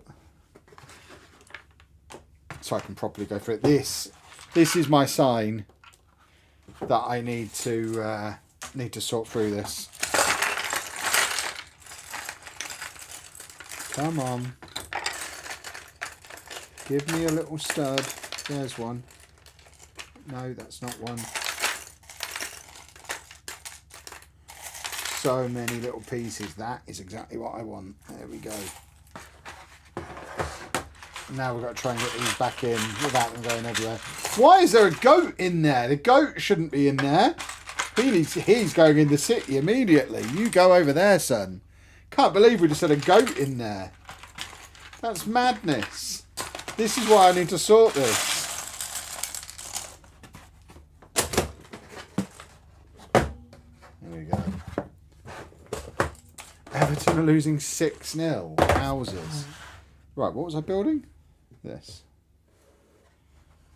So that goes there, and then that goes there. And then you go there. Oh, no, that's not right. Is that right? Yeah, because then you go on there like that. There we go. Just seen an advert that advertised Dungeons and Dragons. So we've had an advert for Lego and an advert for Dungeons and Dragons on this stream. We're targeting this just right, aren't we? This is working the way YouTube is intended to work. Right, we're doing the final bag for the stream now. I know we're getting a little late, but I think it's the last bag of this book. And I want to finish this third book. Because then on Friday's stream, we just have to do the last book. So I think this is the final bag. I'm just checking of this book. Is it? Yeah. So bag 24. And then on Friday, we just have to do the last book then. Which I think makes sense. I was walking the dog in Leicestershire today and had all 4 seasons, yeah. You're roughly where I am. And I definitely had the same. I think part of it's probably because Lego holds its value better than the vast majority of Pokemon cards. Don't know that should have a difference with content creation though. Does this channel pay for my Lego? Not yet. It will, but not yet. At the moment, it's my other channels paying for the Lego. We're investing in the future. We're buying Lego now on the understanding that in time we will make our money back on it. Investment. Right. We are continuing to build upwards. I think part of it's probably because I just saw that when you found Ronaldo in the spare parts. No, I said GOAT, as in George Boyd. Silly goose. Who is this Ronaldo you speak of? Never heard of him. Can't just jump into Pokemon Creator. It takes years of knowing information and you easily get found out and attacked. I mean, I've played the games for years. I wasn't like going into it knowing nothing about Pokemon. I've been playing Pokemon since before most of these creators were born. I still have my original Pokemon Blue cartridge that I played on my Game Boy when it first came out in the late 90s. So that wasn't the issue. I think the issue was just that I just don't think I was very good at it necessarily. Which is fine. I don't have to be good at everything. I had an advert just now for the Fallout Sharn Prime. Wowzers. You just got me and my wife into Lego. I don't know whether to thank you or kill you. Just left them all at 10 PM after spending £500 and leaving with a Pac-Man arcade. That is a great set. That's another one that I've got sat under the city ready to build at some point when I was listing sets that... listing all the reasons why I can't just keep buying display sets because we're not going to have room for them. There's another example. But yeah, I mean, you're not going to regret that. It's a great looking set. You're welcome. It's a very wholesome hobby. You'll be fine. Just don't spend money you can't afford to spend and you'll be good. Set a budget. Set a budget now. If you're just getting into it, set the budget today and promise yourself you'll stick to it before it gets out of hand. Had a Durex advert followed by a Lego one. Found George Boyd in non-league when looking through the FM database for tier 10 the other day. Oh, God, I would have been all over him. Why hasn't he come up in the Wembley save? If I could have signed George Boyd for Wembley, that would be like... I think that would be YouTube complete for me. I don't think, and I'm sure people might be able to correct me if I am wrong, I don't know that I've ever managed George Boyd on YouTube. Obviously, in my personal saves, I have many times over the years because he predates me doing YouTube by many, many years. But I don't know that I've ever had him in any of my FM saves. Probably had him on Twitch when he was winding down his career at Posh. I probably had him on Twitch and it was probably very disappointing because he wasn't the same. But I don't think I've ever had him on YouTube, which feels like that needs correcting as my favourite player ever. How's the budget going for me? I mean, to be fair, we've actually not done too bad this month. Last month, the plan was very much spend loads because it's the end of the tax year and it's all a business expense. So we want to minimise our tax liability whilst buying content for further down the line. So last month, I guess it looked to the outsider looking in like we went bananas, and we really did. We literally just were like, we're not setting a budget. We're just going to buy everything that we want. Everything we see that we want this month, we're going to buy. And that's what we did. We spent a lot of money, which is why this channel now has to be a success, or we're going to have to sell some of it. But we did spend a lot of money, but that's not how it's going to be now.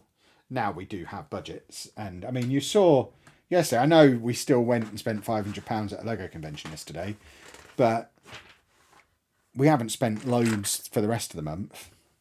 When I bought this set and the Batman set, that was still last month, money-wise. So I think yesterday was the first time that we'd bought any Lego since April the 1st. And I don't plan on buying any again. We might buy some down at Reading. There's money set aside for the modulars that we want. So I know I have a plan for everything I want for the city. I know what buildings I want to buy that I don't already own, and I know roughly how much they cost. So the plan is there to get them. So I don't think we're doing any sporadic silly buys. I think we're doing okay. And it's a little bit different for us because we're going straight into this from the start with it as a business. So it is a little bit different. Business budgeting is very different to personal budgeting. We don't own any of this Lego. It's all owned by our company, for example. Right from the start. Because we went into it intentionally with that being the plan.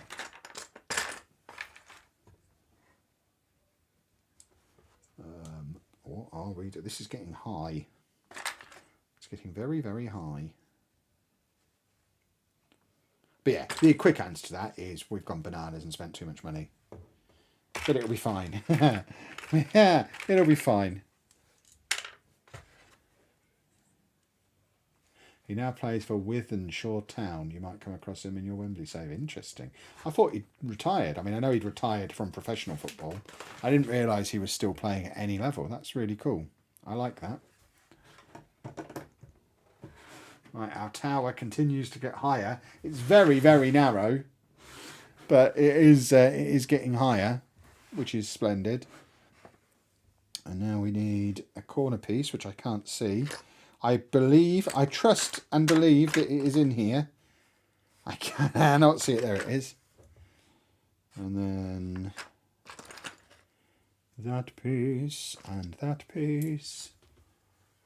There we go. Actually, it wasn't that piece. It was that piece that we need. Do you want the Disney Duo figure set? I think Anna already has it. I think. I don't know for sure. I'm not at all fussed about it. The Disney stuff, some of it's cool. The majority of it I can kind of take or leave because again, it's display stuff like the Snow White set, for example. Really, really cool set. I would have absolutely nowhere to put it in my setup, so I was never going to buy it. Anna got it because she loves Disney. So I imagine she probably has it. She has most, if it's in the Disney 100 range, she has pretty much all of that at this point. She has gone all in on the Disney 100. So there's a very good chance Anna has it. So that is going. Oh, crumbs! It all feels wibbly wobbly again. And then that goes there. So we're having a little hole in there for me to poke my tongue through, probably. I imagine that's what it's designed for. And then, bearing in mind this needs to go on top of this. This is getting quite high now. This is quite cool how high we're getting. And now we are doing a little ladder. So we've given up on the spiral staircase. It's all got too narrow now. Staircase has been abandoned. We are now doing a ladder. Craig, thank you very much for the channel membership. Welcome along. If you head to the membership tab on the homepage, you'll see the post where you can tell me what name you want on your brick on the Wall of Fame. But welcome along. Thank you very much for your support. Much appreciated.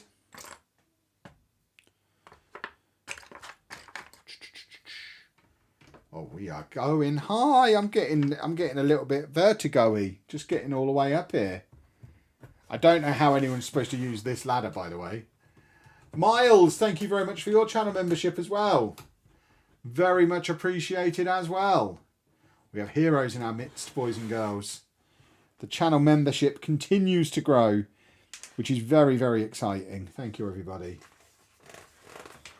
That is certainly a reassuring thing in the early days of a channel, because that, more than any of the other numbers, shows me that there's a bunch of people out there who genuinely are caring about the content. Because I realise you don't have to put your money in your pocket. Everyone can watch all the content and it costs them nothing. But that there's so many people who've already been willing to throw a little bit of cash into the kitty and help us out on that front shows that we must be doing something right. And that is, it's nice. It's a confidence booster in these early days. So thank you very much to everyone who's got involved in that. Is that the right thing? Yeah, it is. I thought I was putting the wrong bit on there, but I'm not. I'm just trying not to get myself confused as we continue to build up higher and higher and higher. Does that go there? Where do you go, you little rascal? Is there something off the front? There is something off the front. There we go. So we go up there. Is the Dungeons and Dragons set going into the Lego City? No, I don't. There'd be nowhere to put it. It would just go on display on one of the shelves somewhere, I think. I kind of want to play Dungeons and Dragons with it. I've never played Dungeons and Dragons. I think if I'm ever going to play it, though, playing a Lego version of it sounds like it would be fun. So I kind of want to keep it available to be able to play with it. If I were to put it in the city, I'd need to modularize it because it doesn't have a back on it. I mean, it might temporarily go in. We might be able to find a temporary home for it. Similar to what I'm toying with what to do with all the Animal Crossing stuff, because I bought the full set of Animal Crossing stuff and it's currently set up on display in my office downstairs. But I really like the idea of doing Animal Crossing Island, but at the same time, it's all got no backs on it. So it won't fit in the city. It'd look weird as an island unless it's against a wall and all facing the camera. But then I guess that's exactly how Animal Crossing is as the game. So there are little bits that might make it into the city even briefly. While we're in the early days, we may as well use the stuff that's already built. So it might make it in for a short period of time, but it won't be in long term because it'll be replaced by modular stuff. Thanks, Kev. Usually an on-demand viewer. Saw you were still alive after I finished my accountancy studies for the day. Lovely, lovely, lovely. Thank you very much. All right. Does that go in there? That does. We've got a little flag going, everybody. I think that means we're reaching the top, the maximum height of where we're going to be getting to. So that goes on there. And I don't suspect it's going to be going any higher. We're now putting a load of plants or something on this little platform that we've got. It looks like we're just filling it with flowers and things. It seems like a strange thing to be on there. Again, anyone who knows about... Oh, it's not. It's an egg. Is it like a drag? Is this a dragon egg? It's a dragon's egg, everybody. We are putting a dragon's egg and then surrounding it with candles, not flowers. I need to know more about D&D, clearly. So this is a dragon's egg that's going to be surrounded by candles. Seems like some kind of ritual's going on. Because it's candles that are burning green as well.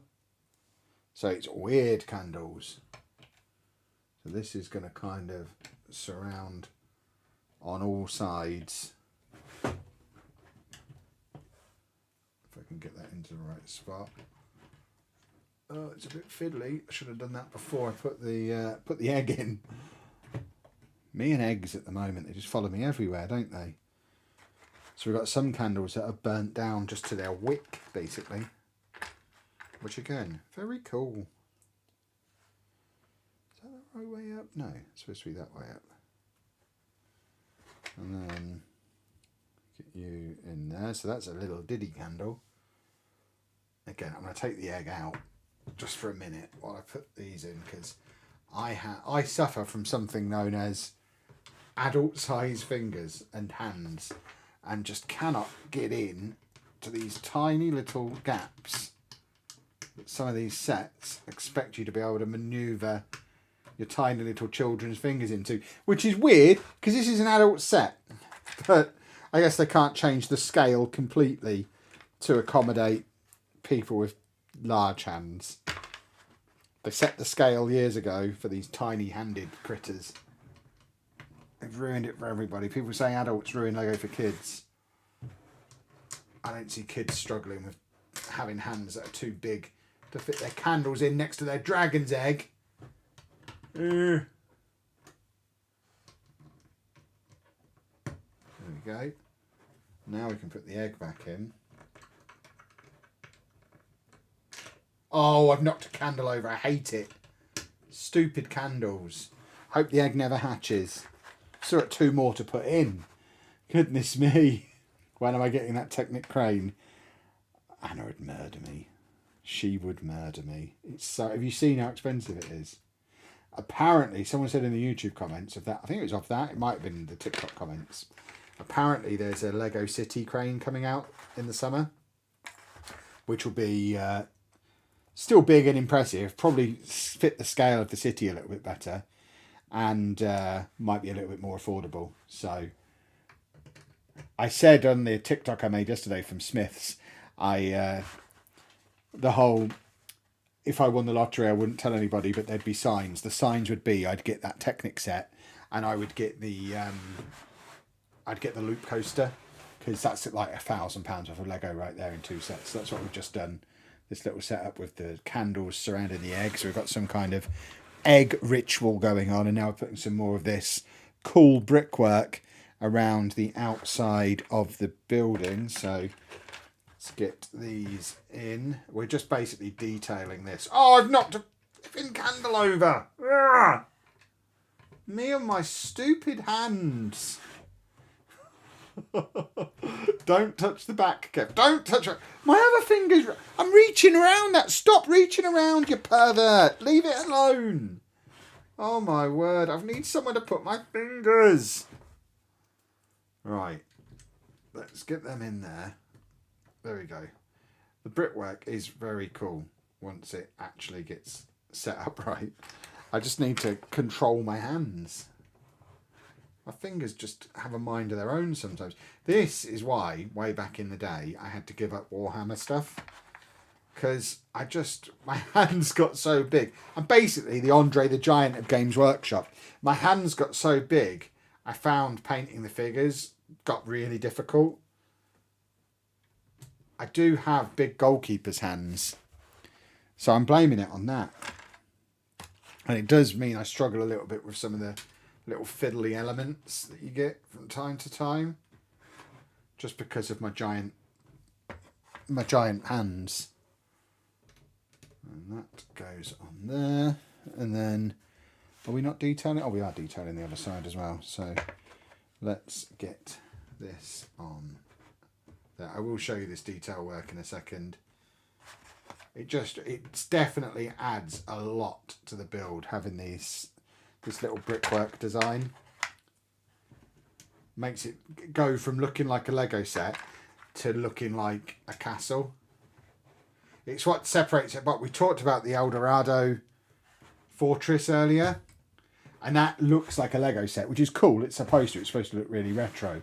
But having this design around here, it makes it look like a castle rather than like a Lego set, which I think is cool. Right. Now we're doing a tree. We are in the final stages of this book, so we are coming to the end of today's stream. But first, a tree. I don't know where the tree's going. Don't really have any space for a tree, but I'm sure there's a plan. I just don't know what the plan is. Right, can't get the stupid thing on there.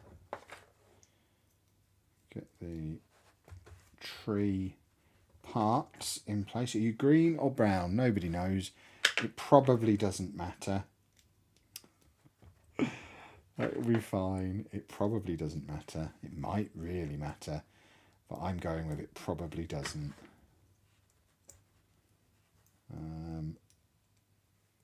Can we get one more of these on, maybe? And then, again, don't know if that's green or brown. I think I've managed to put a brown one on top that doesn't fit at all.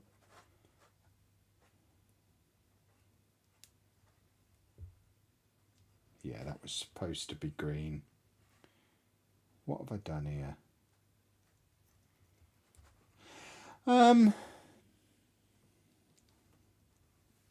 Well, I don't have a green one. The brown one doesn't really hold on right. Just kind of rests on there. Have I put one too many of these on, do you think?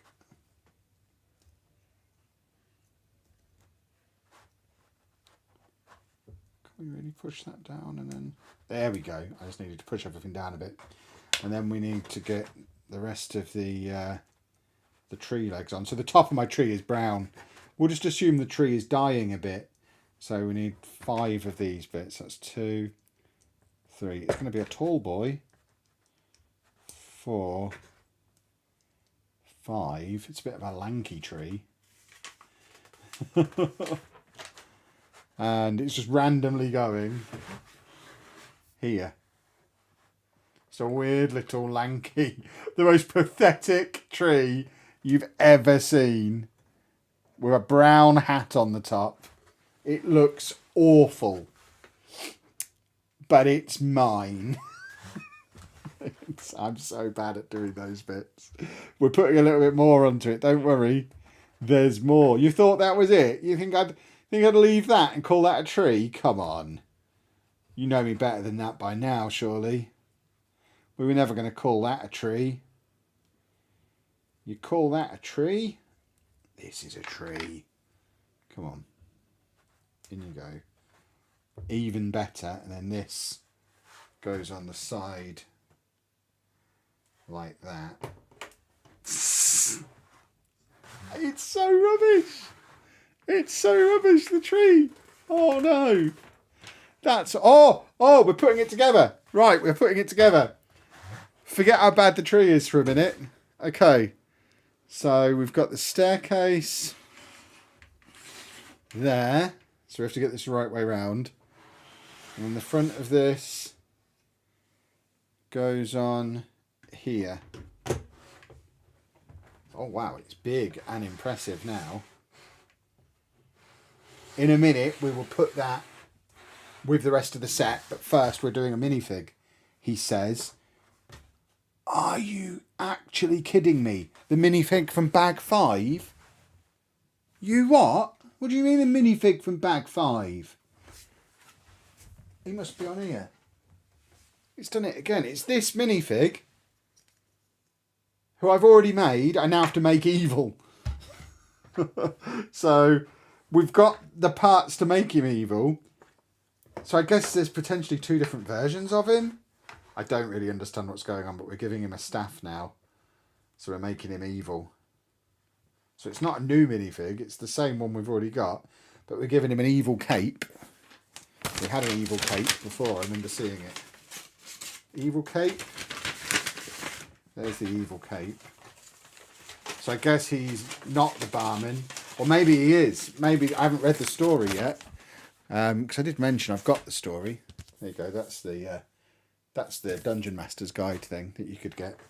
I haven't opened it, so maybe he goes evil because we're taking his hair off and we're putting this cape on. Spoilers, but I think he's originally the man who owns the pub, and I think he goes evil. He's even got an evil face on the other side of him. So then we can give him the staff we've just made him. And he's also got this deal. He's gone evil. He's gone evil. Look at him. So, does he go in the set somewhere? Or does he stay out for now? Oh, he stands at the bottom of the stairs. Oh, crumbs. So he goes in there. So he's performing the ritual thing, I guess, to make the dragon into a dragon. He's trying to hatch the dragon egg. So we'll put him in there. Ah, stupid candles. I hate you so much. Will it work with 4 candles, Mr. Evil? No, it won't. Mr. Evil says you need all 5 candles. There you go. He's in there now, doing the ritual to try and hatch the dragon. And then I guess the final stage is going to be the dragon, as mentioned, hatching. But that's book 3 done, so we've just got one more book to do. Let's grab the other 2 parts of this and show you what it looks like. I think all we've got to add now is the dragon. So it's a bit of a weird final book, unless this dragon's really complicated to make, which I guess potentially it could be. So let's link it all back together. So, stop knocking things off, you large-handed cretin. Oh, I need to get myself some glue. I'm just going to start gluing things together. Right, so let's pop you. You go in there. And then this. Where do you connect in? I think it. That's weird. So it goes on backwards? Is that what you're telling me? Because the only way it's going to connect in is this way. Which means the castle itself is going to be aiming backwards. What have we done there? Where did you come from? You've fallen down off of there. I mean, I have been told to do this by the book. So that doesn't go there, is what you're telling me. Because that's caused a problem. So, which way does this go in? It's got doors on these 2 sides. It must be like this. So I think that goes in there. I could look back in the book. It was in the book. But then it doesn't fit! Hold on. Right, so the door of the castle. This is so much more complicated than it should be. The door of the... So that is the front.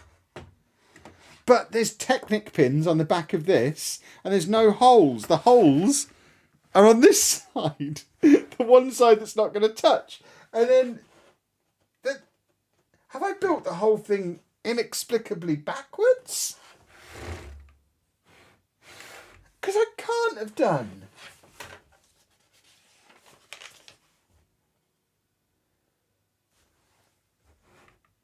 I've put this on wrong. That's what I've done. Right. Here we go. Let's try this again by looking at the instructions. So, this was not supposed to be the most complicated part of the stream. So that goes there like that. Then this goes on there, which is not how we had it before.